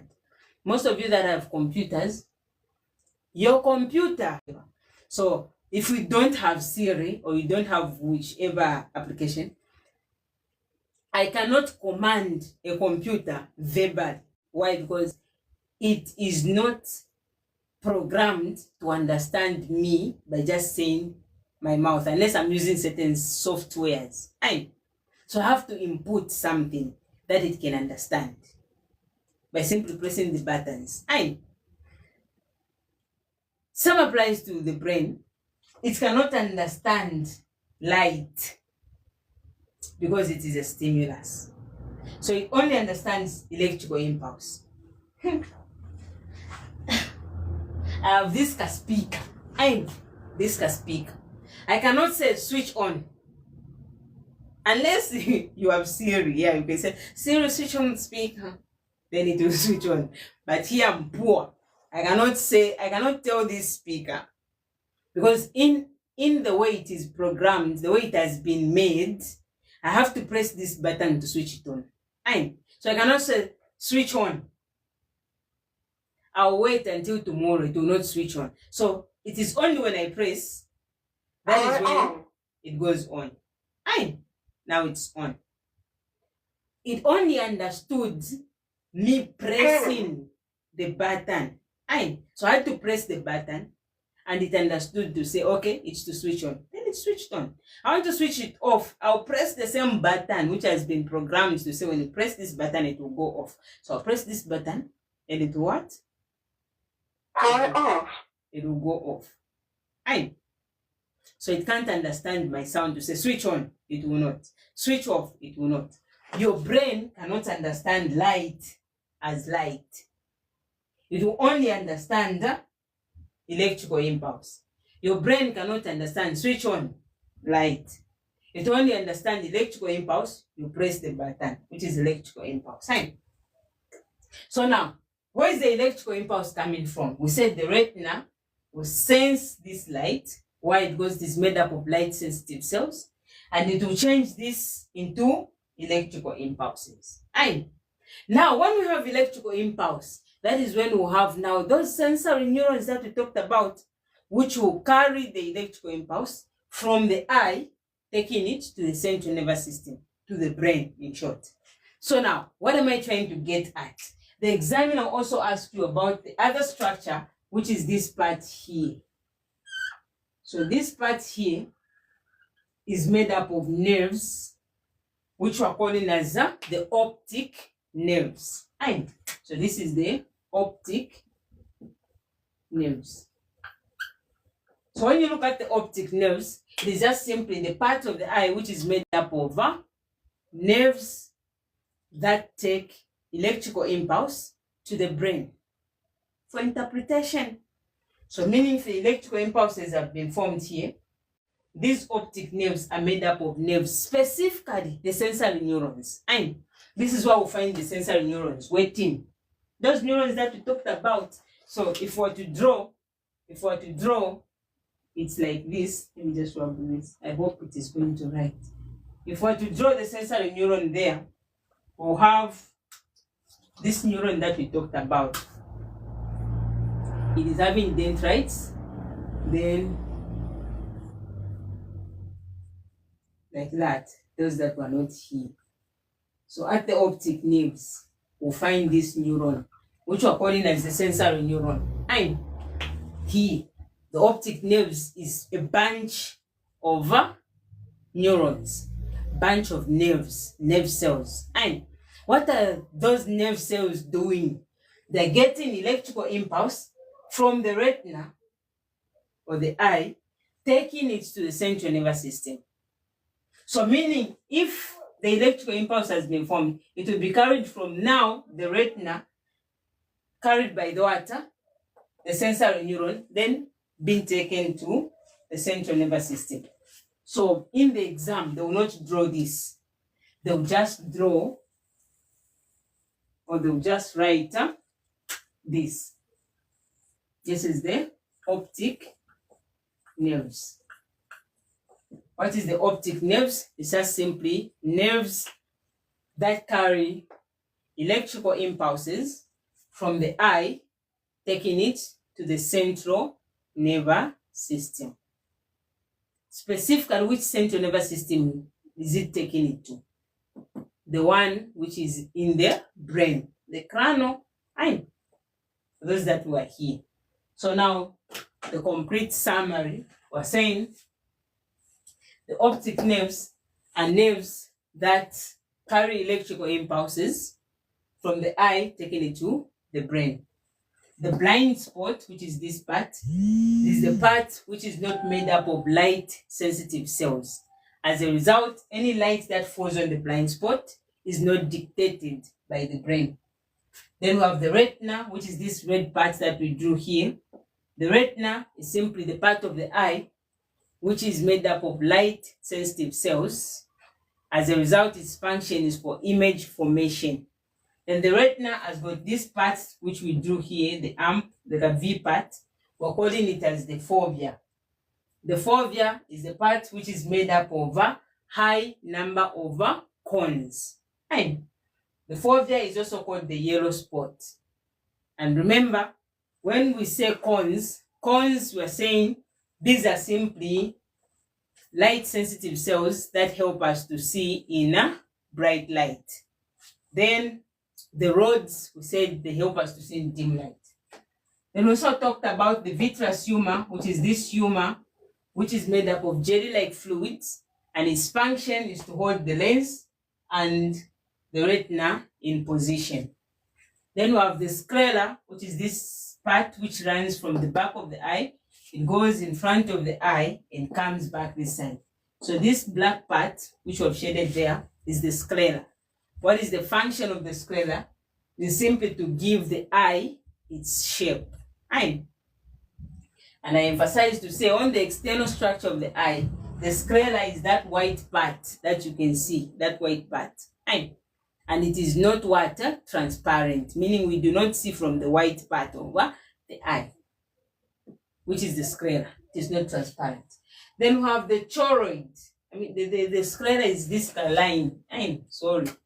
This small line just on top. I've put it in blue to differentiate. So it is going to the front of the eye and coming back like that. Yeah. So that is the choroid, the one that I've put in blue.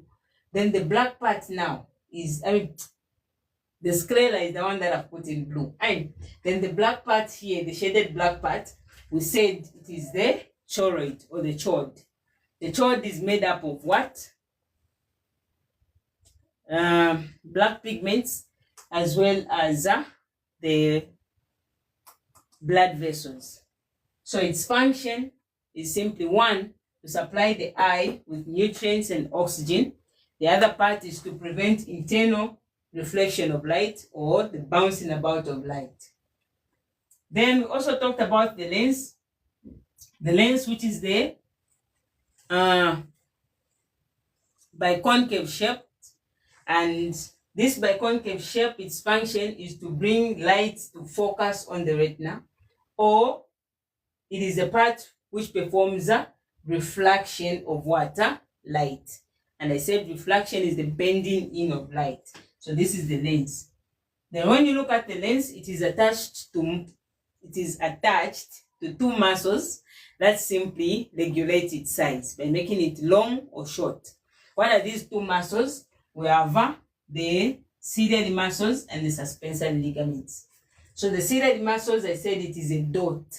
What is the function of the ciliary muscle? It controls the size of the lens. It also controls the size of the lens. So both the ciliary muscle, the dot, the suspensor ligaments, the rope-like structures, have one function: to control the size of the lens.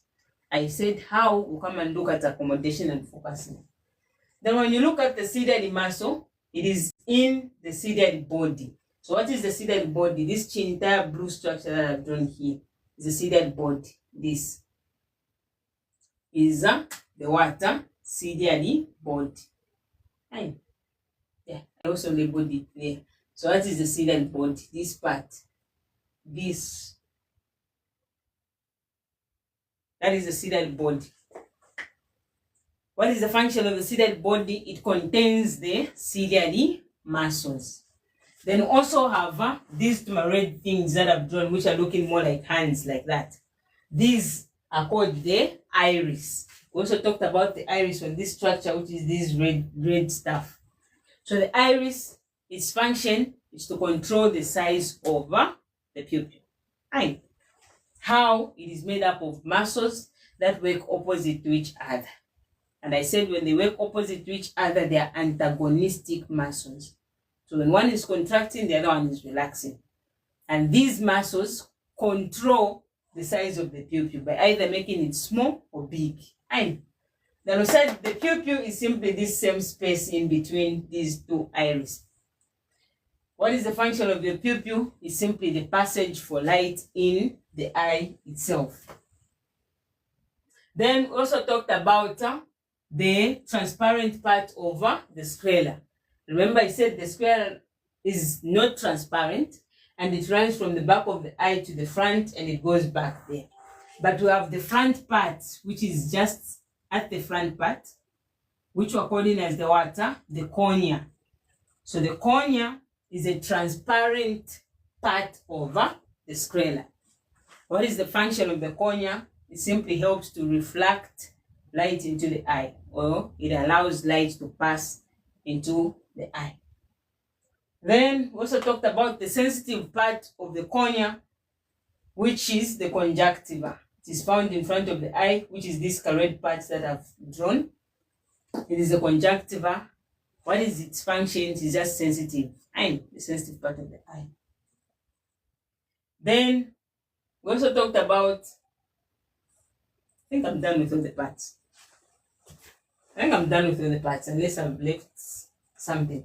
Then the external structure of the eyebrows, which simply prevent bacteria, sweat, and other things from going into the eye.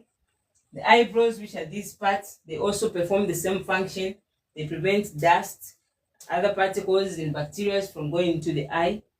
This part which we have drawn here is under your eyelid, which is this chitin, and we call it as the tear gland. There's a tear gland. This is because it produces water, tears. Then we said that white part of your eye, the white part of the eye is the water, the sclera, which is this part that we also talked about in the internal structure. So this part is not transparent. Aye.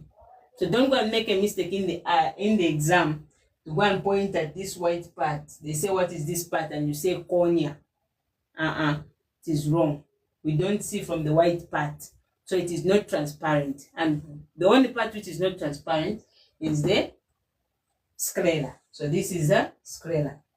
Then we have this thing that we've drawn here, which is simply the iris. And I said the iris will depend on the eye color of the person. Why?